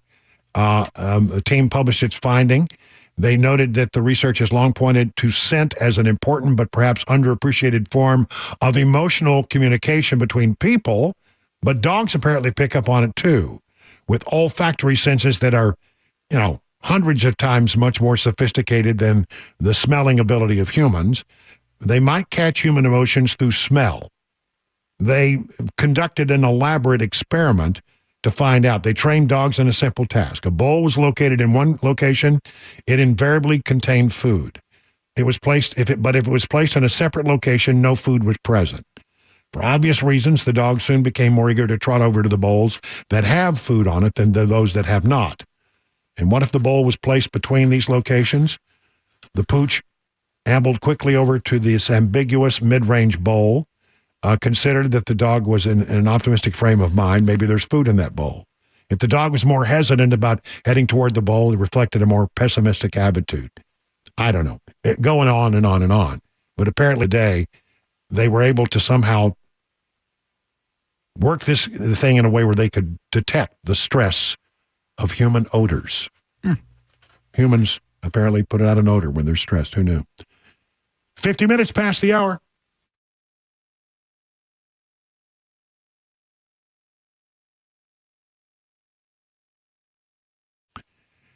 Busy bee. If you need heat or cold AC, right now it's AC, right? And if you purchase a new AC unit, you qualify to enter for a 3-day beach vacation giveaway to Savannah, Georgia, estimated at $3,000. They'll take care of the gas, the lodging, and 2 meals a day, and they will announce the winner on Facebook. This is only for people who purchase a new AC unit in the month of July, and there is only one winner. By the way, if you need air conditioning work right now or any kind of work, they're willing to waive the $89 dispatch fee if you get some work done of some kind. That could save you money if you need to have your air conditioner worked on. You want to be a member of the Beehive Club, but if you become a member, they will give a free yearly Beehive membership to someone in your neighborhood. It must go to a family in your neighborhood. All right? Financing, if you got a big project for HVAC, 0% for 18 months with approved credit. Plumbing, 0 for 72 months with approved credit. That's right. I mean, a good way to make sure that you get that work done and then pay it out over time with no interest, 0 interest. They are, of course, your official Rupro partner, 615-775-7833. Learn more at busybehvac.com. Hey, it's Dan Mandis, and I am so glad that California Closets has fixed my closet catastrophe. After exact measuring and planning, they came over and got to work. Yeah, once it was all plotted out on their 3D CAD system, the pieces are measured, cut, and precisely installed into my space. It was clean, fast, and professional, and above all, my new closets look and function great. Now, this was my dormer, and now this is my new dormer thanks to California Closets. Look at all of this added space for shirts and shoes, you name it, and it is cut so precisely, simply amazing. And my old closet that has now been reborn as the ultimate in style and functionality, making the best use of the space that I had. They can work on just about anything: bedrooms, garages, home offices, closets, pantries, and so much more, Find them online, CaliforniaClosets.com, and see what they can do for you. You can schedule a free design consultation. Mention my name, CaliforniaClosets.com.